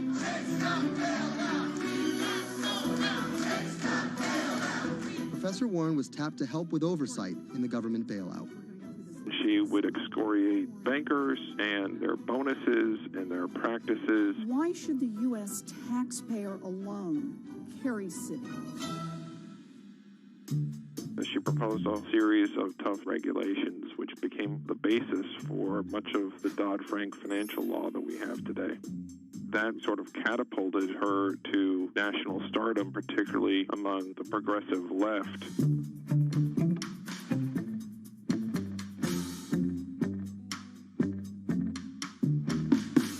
Encouraged by her newfound notoriety, Warren declared her bid for the U.S. Senate on September 14, 2011.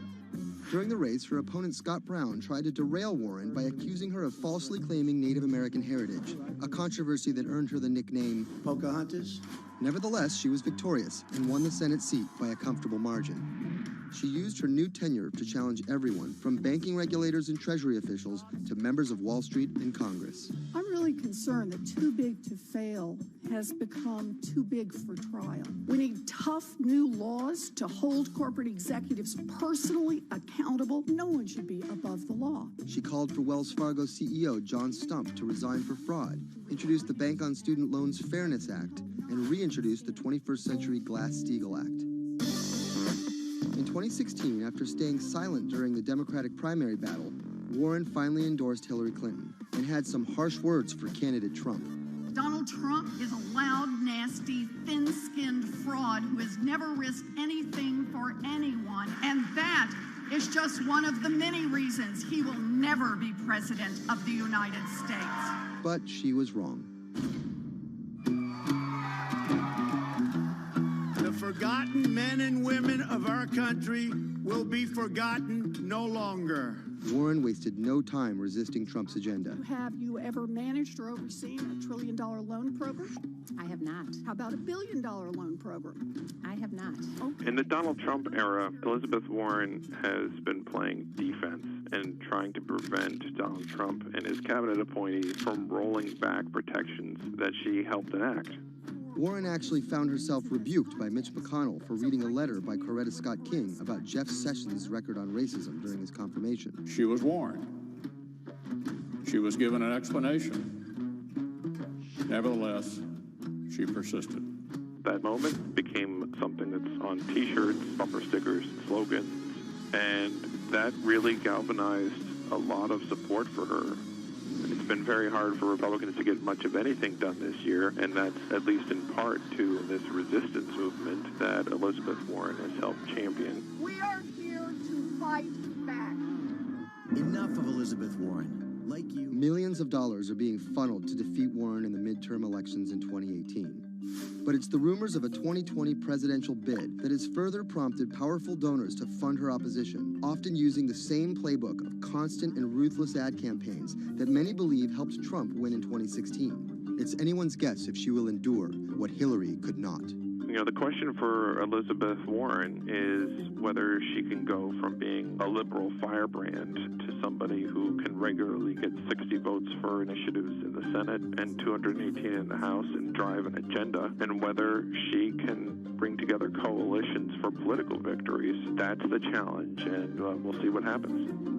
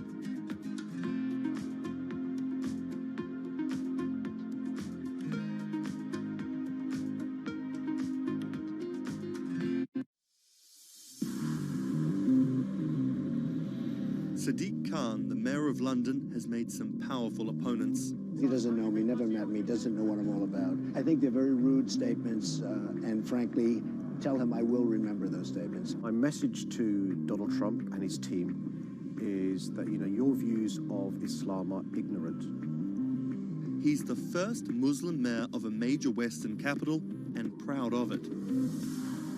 This is how Sadiq Khan went from the son of Pakistani immigrants to a lawyer, lawmaker, and now the mayor of London. Khan's parents emigrated from Pakistan. His father was a bus driver, his mother a stay-at-home seamstress. The 10-strong Khan family squeezed into a 3-bedroom flat in South London. He wanted to be a dentist, but TV in the 1980s convinced him otherwise. Objection! LA law, with its swagger and ill-fitting suits, caught Khan's eye. He graduated in 1991 with a degree in law from North London University and joined a human rights firm.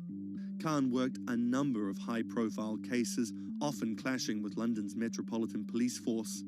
But he had bigger political ambitions. This is what being a new MP is like, squatting on a bench in the absence of an office, dealing with letters from constituents. Reports are just coming in of an explosion here in London. And there's just explosions, and then it was just smoke everywhere. Everyone's just asking what's happened. Only 2 months after Khan entered the Commons as a Member of Parliament, London was attacked by Islamist extremists. That day will stay with me for the rest of my life. He spoke out against the attacks both as a London MP and as a Muslim. He has been very clear about his opposition to violence, opposition to terrorism, and has set out to make the case for a more open and peaceful Islam. That's Thomas Penny, one of Bloomberg's Westminster correspondents. Here is a man who is a Muslim, and he is standing up and being open and straightforward and being clear that the problem here is not Islam, but it's Islamic extremism. In 2015, a decade after the attacks, Khan ran for mayor of London, and his faith was back in the headlines. His opponent, Zach Goldsmith, trying to link Khan to radical Islam. The debate got again personal and nasty. The Goldsmith camp has called Khan extreme and accused him of associating with, quote, those who seek to do our police and capital harm. It's a pattern of behaviour. Even the former Prime Minister David Cameron repeated the allegations. He shared a platform with Sajil Shahid, the man who trained the ringleader of the 7/7 attacks and accused the United States of bringing 9/11 on themselves. But the smears didn't stick. Zach Goldsmith ran a very negative campaign that was based on what people knew was a lie. This election was not without controversy. And I'm so proud that London has today chosen hope over fear and unity over division. After taking the mayor's office with a comfortable majority, Khan has brought a business-like efficiency to the role, scrapping expensive vanity projects like the Garden Bridge and the new Routemaster buses, which cost £350,000 each. The former lawyer who used to fight the police in court is now praised for his close relationship with them. I was talking to a very senior police officer in the Metropolitan Police who said there was a sea change when he went into City Hall, and the police were saying how much they welcomed this because they knew